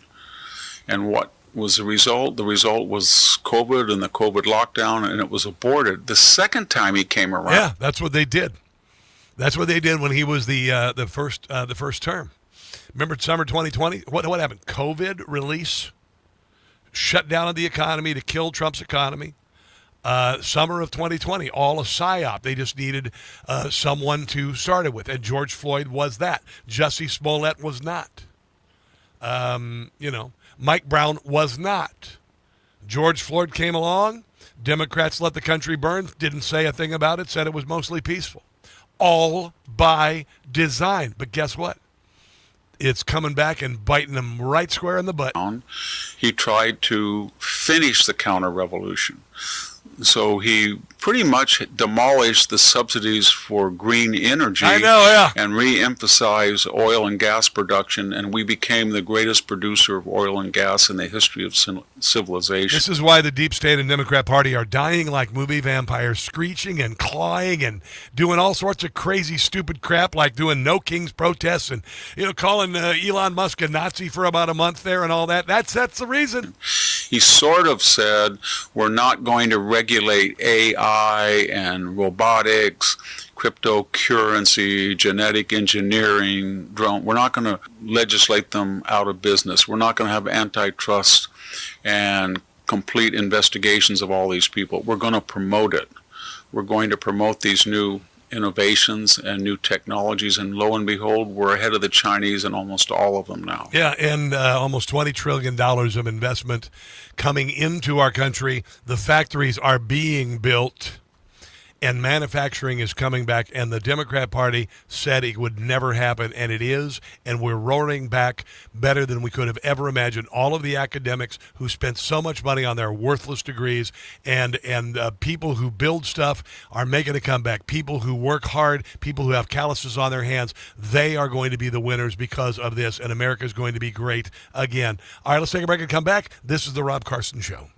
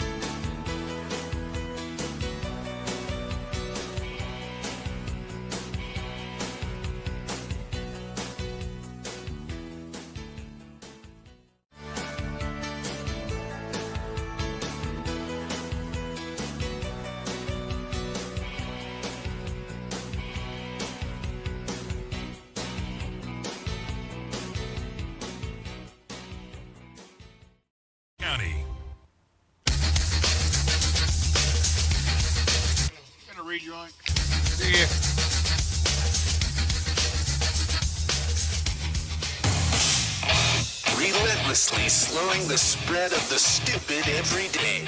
It's the Rob Carson Show. It is. Oh, I can't wait for this. Must-see TV next week.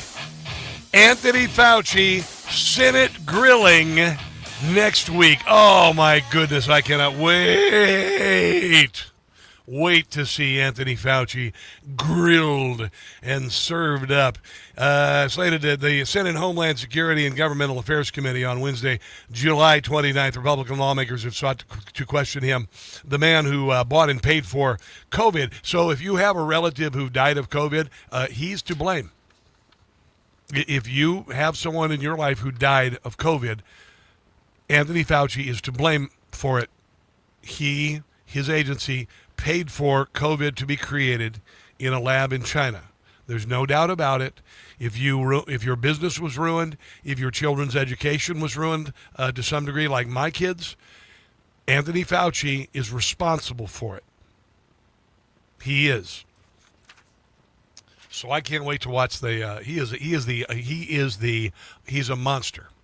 And yes, I know the paper was upside down. Pat Carr on Rumble. All right, let's talk about this. Elon Musk was doing an interview with The Economist, and The Economist editor-in-chief Zanny Minton Beddoes. Her name is Zanny Minton Beddoes. Okay, sure. So she's ZMB. Zumba.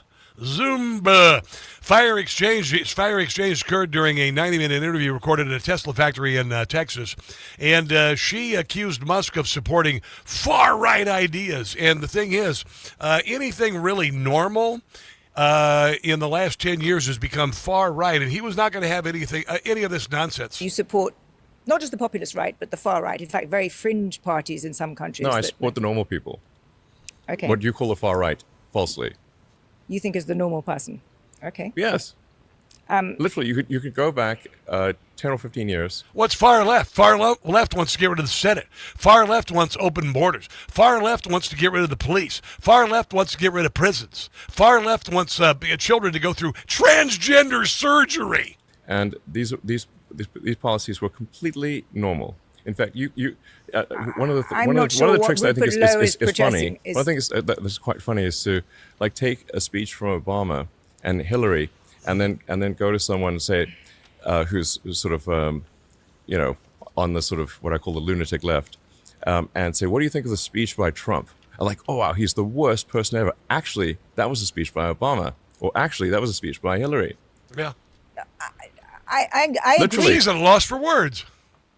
No, I agree that the center of gravity in this country has shifted. Certainly, the Democratic Party shifted to the left, but that's not what I'm talking about. I'm talking about people like Rupert Lowe. I'm talking right, about please. people. It's actually just normal people. It's just normal people. It's just normal people. And people who want voter ID. And here are the principles. People want less regulation. People who are happy that crime is down. And tell me which of these sound terrible. That we should have secure borders. That we should have safe cities. That we should have sensible spending. Which of those three are far right fringe? And I would like to just admonish you and the media for the absurd characterization of the far right. It is false and misleading and nonsense. Yes. Please keep this part in. We'll keep all of this in. But let me, I'm kind of sick and damn tired of it.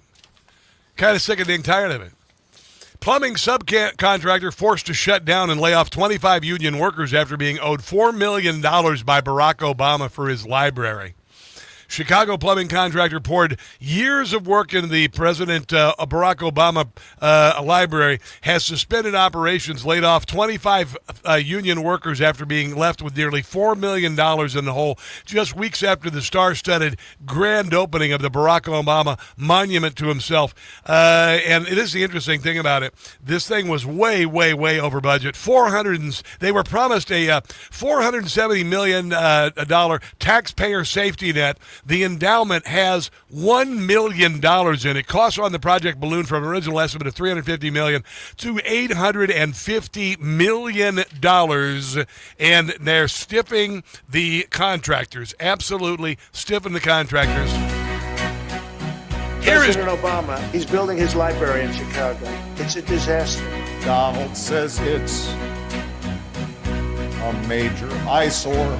Jim Gossett as Obama. But you can bet I won't forget who my library's for. It's all about me. It's all about me. My massive ego makes me who I am. Oh, that's beautiful. Folks are afraid that they'll be displaced. Oh my God. Afraid the places they live will soon be erased. It was built on Native American land. It's all about me. It's all about me. A self-absorbed man, I'm my own biggest fan. It's all about me. It's all about me. Another timeless classic from the great Jim Gossett as Obama on the Rob Carson Show. Coming up on the other side of the break, we got Christian Toto, Hollywood and Toto, because conservatives watch movies and stream TV and stuff. Did you know that Elon Musk is offering $100 million to Mel Gibson to do an unwoke version of the Odyssey? If Mel Gibson got a hold of that, it would be something else. I'll tell you that. We're going to cover that on the other side of the break. This is a Friday edition of the Rob Carson Show. Don't go anywhere.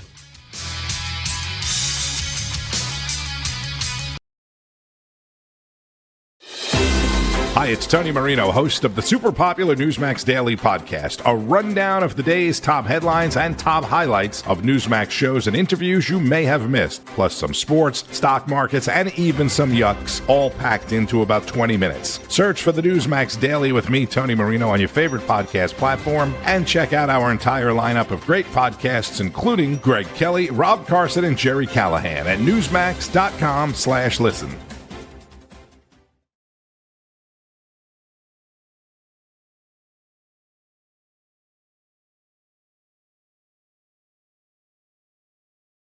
Hey guys, it's Carson for Relief Factor. When it comes to supplements, two things matter most: that it works and that you can trust it.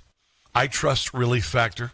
We hear from people every single day whose lives have changed. And of course, we'd like you to hear a few of their stories. Mark, for instance, was in tears from his daily hand joint discomfort. But after a week on Relief Factor, he felt 50% better. Now he barely even notices any pain. I can attest to this. It used to hurt getting up and out of chairs or even off the bench press at the gym. Not so much anymore. People like Mark make it easy to find out if you'll be the next person telling us a Relief Factor story and how it gave you your life back. 3 weeks now for just $17.76. Simply go to relieffactor.com or call 1-800-4RELIEF. They'll do everything they can to help.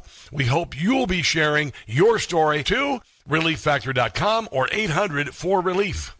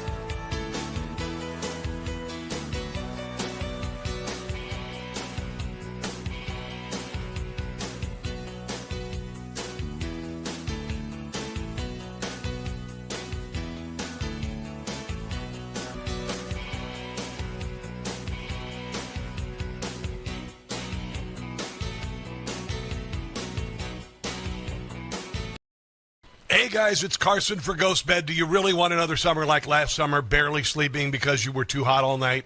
People blame summer heat for bad sleep when it really may be their mattress trapping heat. And if you already sleep hot, summer only makes it worse.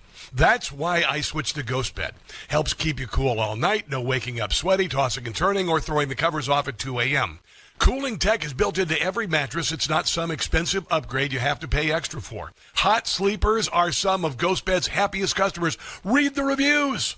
You get incredible support, less stiffness, deeper sleep, more rested mornings. I got my Ghost Bed about 6 months ago, and it changed my life. Ghost Bed gives you 101 nights to try it at home. You can sleep on it all summer long and feel the difference for yourself.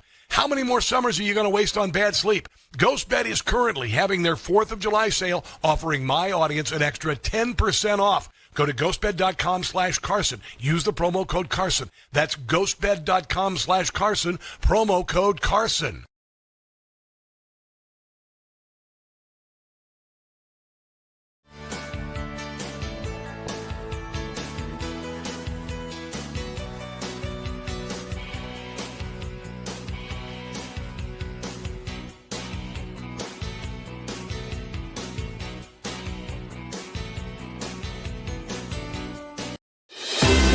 Hi, it's Tony Marino, host of the super popular Newsmax Daily Podcast, a rundown of the day's top headlines and top highlights of Newsmax shows and interviews you may have missed, plus some sports, stock markets, and even some yucks, all packed into about 20 minutes. Search for the Newsmax Daily with me, Tony Marino, on your favorite podcast platform, and check out our entire lineup of great podcasts, including Greg Kelly, Rob Carson, and Jerry Callahan at newsmax.com/listen.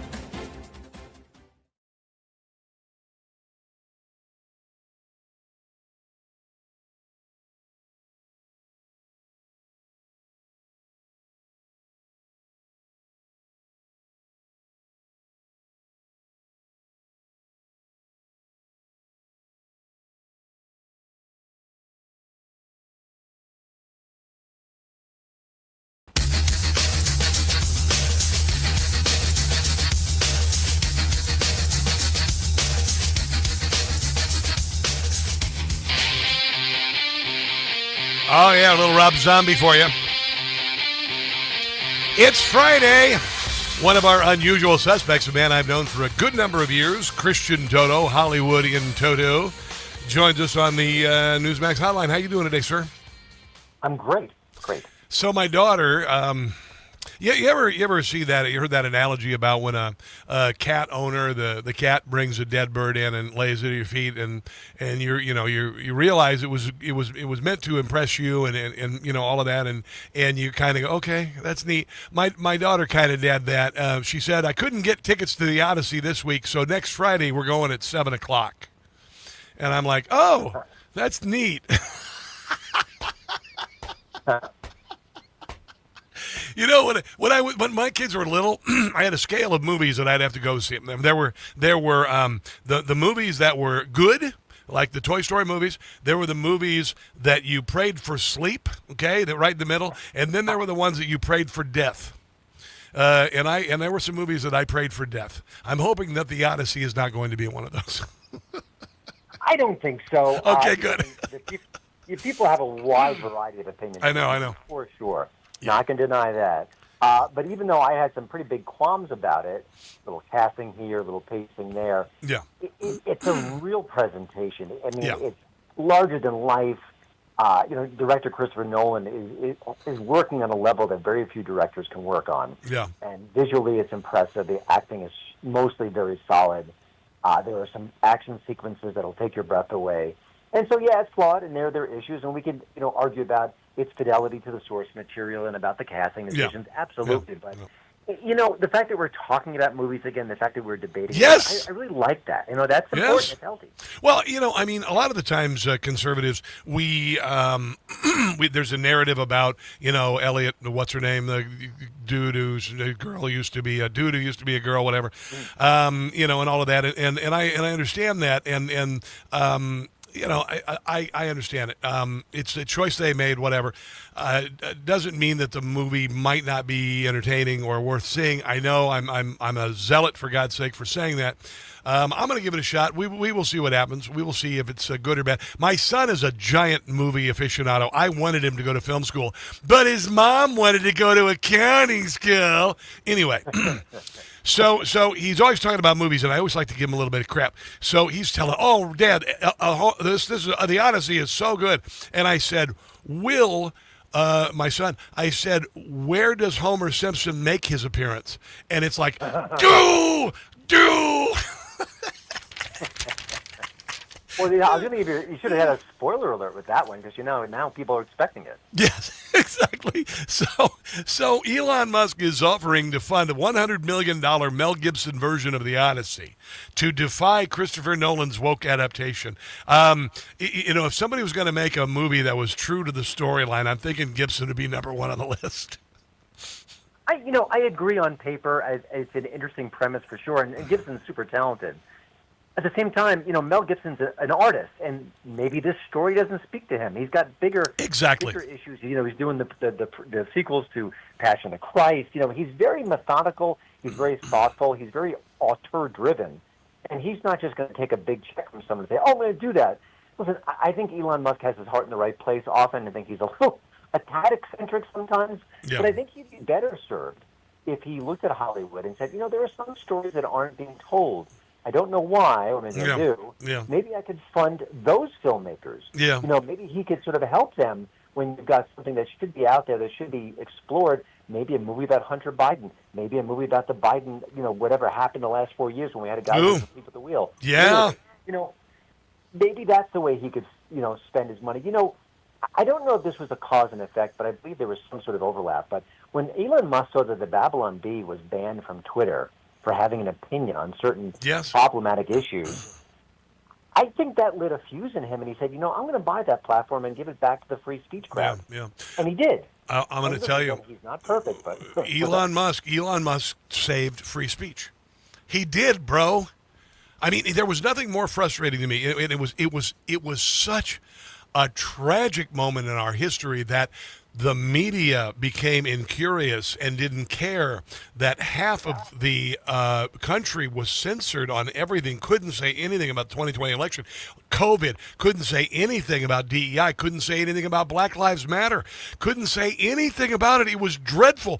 It was, I got to tell you, I will never forget it. How about a movie on that? How about a movie on what they did to us during that dark, dark time in our history? I would love to see that. I'd see it too. It might be a big hit. It wouldn't get any good reviews. It wouldn't get any Oscar nominations, that's for sure, no matter how good it might be. But yeah, that's the kind of thing I'm talking about. So if this sparks that kind of a situation, listen, I don't think he's going to make an AI version of the Odyssey. And if he does, it's going to look much, much, much worse than Nolan's version. Because Nolan is a human, a very talented guy, and an autistic genius. And AI just is not going to level up to that. And I think it'd be silly. But I think he's hinting at something, sort of hey, we need competition. We need other ideas in the marketplace. And I think that's a healthier impulse. I am looking forward to the sequel to The Passion of the Christ. I can't wait for the trailer. It's like, Jesus is back, and he's ticked off. Yeah, can you imagine Jesus, The Passion of the Christ? He's like, hold on a second, hold on. Since I left 2,000 years ago, they're transgenderizing children. Oh, my Father. I would line up for that movie. Oh my God! Yeah, that'll be interesting. I want to get one of those. I'm going to get one of those Elon Musk robots eventually, though. No, seriously, you know this as well as I do because we're Gen Xers. In our old age, that's who's going to be taking care of us. We're going to have robots. We're going to have robots taking care of us. We are. It's just going to happen. Mine's going to be hot, and it's going to be a French maid outfit. For sure. I want one now. I want one just like, what was that movie? El Machina, what was it? Ex Machina? I want a hot robot like that. He might be on back order. They might be. I think you're probably right. Pixar lays off over 100 Bay Area workers using Mrs. Incredible letterhead. Listen to how awful this is. 108 people laid off at Pixar, and they decide to use a document that included an image of Mrs. Incredible, Elastigirl, from the Pixar movie The Incredibles at the top of the heading. Congratulations, you're fired with Elastigirl. What the hell are they thinking? What? Would you like some salt with your wound? I swear to God, this is so funny. Now, this is in spite of the fact that Toy Story 5 made $1 billion. Sources say the rap cuts may be related to the underperformance of Hoppers, which I didn't even know existed. What's Hoppers? Well, that's part of the problem. It's an animated film, but also look at Moana is seriously under. Oh, that one's going to lose bucket loads of money, and other films in recent years have lost Disney a bunch of money. So for every Toy Story 5, which is making big bucks, good for them. It's a solid movie. I had no problem with that. They take a lot of hits, and also I almost think that they're kind of paving the way for the AI future, where a lot of the animation work, and I hate to say this, it's an awful thing, and people are going to lose their jobs. I know. But I could certainly see that they're going to say, well, we can do that with AI, and we don't need all this overhead. It's just a sign of the times. No, it's ridiculous, yeah. And I think the follow-up to Moana for Gen Z should see Marijuana, and they could do the live action of that one. It would be huge. It would be huge. And by the way, the concessions would go through the ceiling. I mean, you'd sell so much popcorn. All right, we got some more to cover with Christian Dono, HollywoodandDono.com. Let's take a break and come back. This is the Rob Carson Show.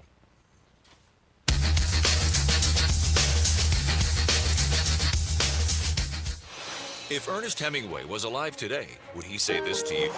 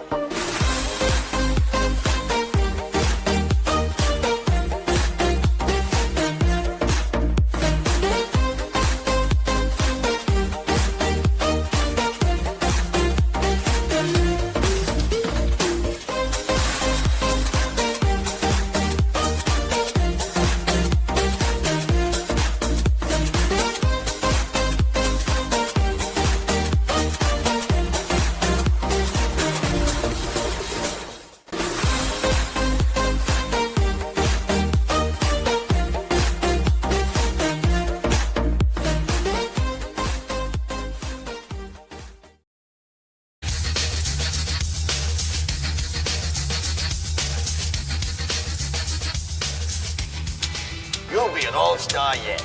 Just remember the 5 Ds of dodgeball. Dodge, duck, dip, dive, and dodge. That is from Dodgeball, an underdog story, one of the greatest sports movies of all time, a Gen X sports movie, I'll just say that. And the reason why I bring that up is because there's a movie out called The Dink. Pickleball finally gets its own sports comedy. To talk about that is Christian Toto. Yeah, I wonder if this is good because it sounds kind of fun. It is fun. And, listen, I don't think it's going to be replacing Dodgeball or any of those great classic sports comedies anytime soon. You know, as a streaming original, it's on Apple TV this weekend. It ain't bad. Jake Johnson is star. Mary Steenburgen's a co-star. Oh! It feels... she's ageless. I love her. She's a great personality. I know. love her on screen. Yeah. And it's the kind of movie we can tell it wants to go super wacky, but its heart isn't quite in it. So it's got some of that, and then it's got a bit of a tender side. The two main characters they've got a bit of an age gap between them, but there's a little bit of flirtation there, which I thought was actually really well handled. So, listen, I've been started playing pickleball recently. I'm of a certain age. Oh, yeah. It's fun, and it's social, and it's kind of goofy, and you don't exactly feel like an athlete when you're playing it, which is one of the things that this movie leans into. Yeah. But I think the most fun is that you've got Andy Roddick here playing a quasi-villain, and John McEnroe shows up late, and he is very funny. Really? Well, there's above the parking garage at the apartment complex that I live at. They have a pickleball court, and I don't know, dude. I don't know. Because listen, dude, I've had to buy into these things. Like I hate to admit it, I had a minivan for a while. Okay, so, I went through that. I went through having a minivan. I had 2 minivans, for God's sake, and now I'm going to buy into playing pickleball. I don't know if I'm ready for that. I don't know. I think you're man enough to play pickleball. That's the sign of true masculinity in 2026. If you can play pickleball. Listen, I played recently. Yes. I showed up. One of my fellow pickleball players hurt his calf within 8 seconds, and 2 other people said, yeah, I've got a bum shoulder. I can't play. So it isn't for the faint of heart, I tell you. Oh, yeah, certainly. I'm sure there are a lot of torn ACLs out there on the pickleball court. Dear God. That's why I lost my uncle. Yeah, I tripped over my beer. You have another story on HollywoodandToto.com, HollywoodandToto.com. Yet another huge sign that woke is on the run. I love this. And by the way, it's called The Dink. Pickleball finally gets its own sports comedy. Is that in reference to the nationality of the star of the movie? Because it sounds politically incorrect. It's I think it's a kind of shot in the game of pickleball. It's not exactly a smash. It's not. I didn't know it was like a word, because I've heard that's one of those words your dad used. Pollocks and dinks. And I don't even know what a dink is. Well, it sounds inappropriate. I always thought a dink was what your doctor wanted to see when you go in for that annual visit. This is really descending. All right, yet another. Woke is on the run. Tell me about the woke on the run thing. Yeah, so the Venice Film Festival is about to kick off, and they determined there's I think about 20 or so films that made the final cut for the competition, and only one was directed by a woman. Now, in the past, that would be a big problem. Venice Film Festival, so male, all these things. And listen, I don't dislike female directors. I wish everyone has the chance to kind of make their movies. But the guy who's curating the festival said, listen, that was the only one we saw that happened to be a female director that was meeting the criteria of quality that we want in this festival. So he didn't bow down. He said, and if we included more female directors, it'd be humiliating for them. They wouldn't feel like they deserved it. They didn't make the cut. They kind of got on, it's like one of those participation trophy things. Yes. So he said 2 things that were really politically incorrect. Basically, there weren't enough good films from women directors, and that can happen. And also the fact that you'd be kind of talking down to them. They deserve better. They deserve to know if they make the cut. Of course. It's because they made a great movie, and that's perfectly fine. I do believe that this woke experiment is dying. I was actually kind of surprised that it has made such a I won't say it's a comeback. I think it's in its dying throes, but it's going violently with the Democrat Socialists of America, and so I thought it was people were just laughing out loud about it, but there's still a lot of people who are still down with it, and eventually it's going to die a slow death. So I'm glad to see that. I did see this though, Barry Wurst on your Hollywood and Toto site, the Nolan masterpiece that deserves more love, The Prestige with Hugh Jackman. I've seen that movie at least a dozen times. It's a fantastic movie, and it gets so bizarre, and the ending is like it just leaves you slack-jawed. It's a brilliant movie. It is, and when people talk about Nolan stuff, they mention the Batman films, they mention Oppenheimer. Let's not sleep on that one. And listen, he's still a relatively young guy. He's not 80 or 70, but he's still making movies that are consequential, but that was 20 years ago, and he was, bringing it back then. So, yeah, if you haven't seen The Prestige, oh, my gosh, check it out now. It is, and it came out, there was another movie with Ed Norton that came out that involved kind of a similar theme of a magician on stage. They came out at the same time. They were both marvelous movies, by the way, both marvelous movies, but The Prestige is just fantastic. Christian Toto, always great to have you on. Tell everybody where you can listen to your podcast or see you. Yep, just go to Spotify, iTunes, wherever you want to find your best shows. It is the Hollywood in Toto podcast. All right, thanks, my friend. I appreciate you. Have a great weekend, okay? All right, let's take a break and let's take a break and come back. This is the Rob Carson Show.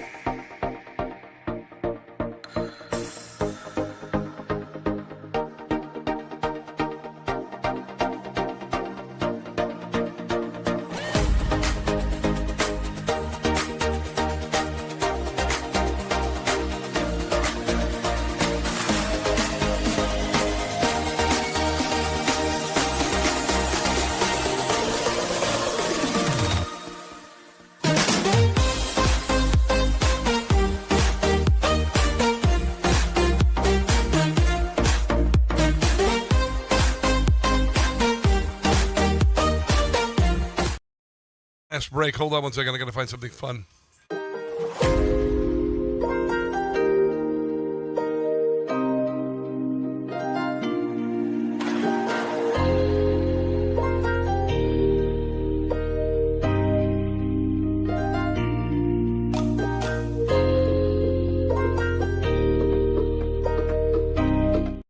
Oh.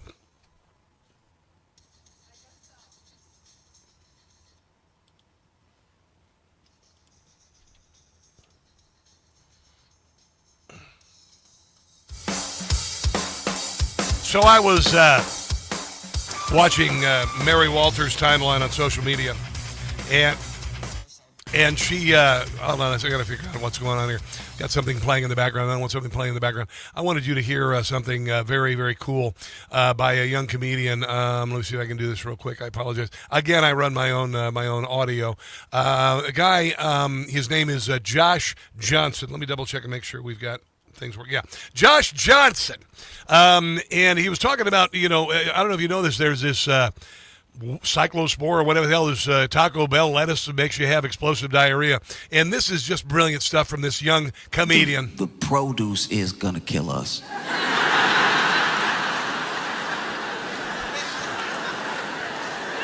This is great. It's never a recall on the candy. No. The candy. No.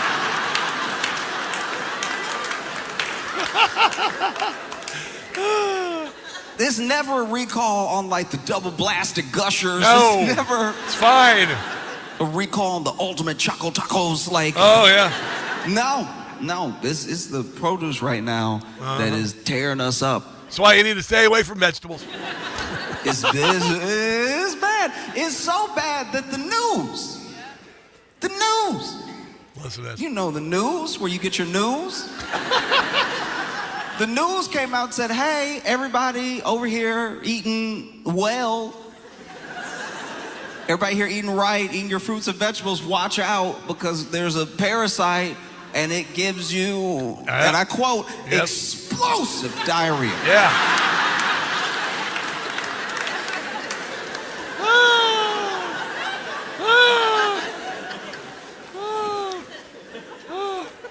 They didn't say upset stomach. No. They didn't say bowel issues. No. Went straight to top of the list. Top number one. Number one. They didn't even do the thing that our drug commercials do at the end where they're like, they said, loud and proud, explosive diarrhea. Yeah, I never had that, but I'll tell you what, been pretty close, I'll tell you that.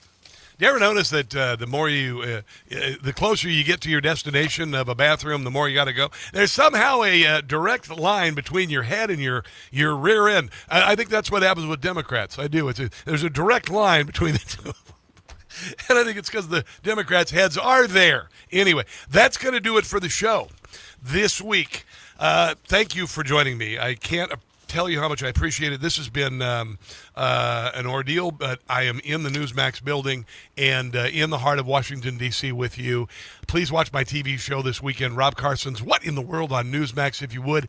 3 o'clock in the afternoon on Saturday. I'm jockeying for a late night show on Saturday night. I'm hoping that'll happen eventually. We'll see. We'll see what the powers that be have to say. And then, of course, Sunday night at 8:30, following Dr. Michael Savage. Donald Trump says that show makes me the funniest man on television. It does, really. Have a glorious weekend. God bless you.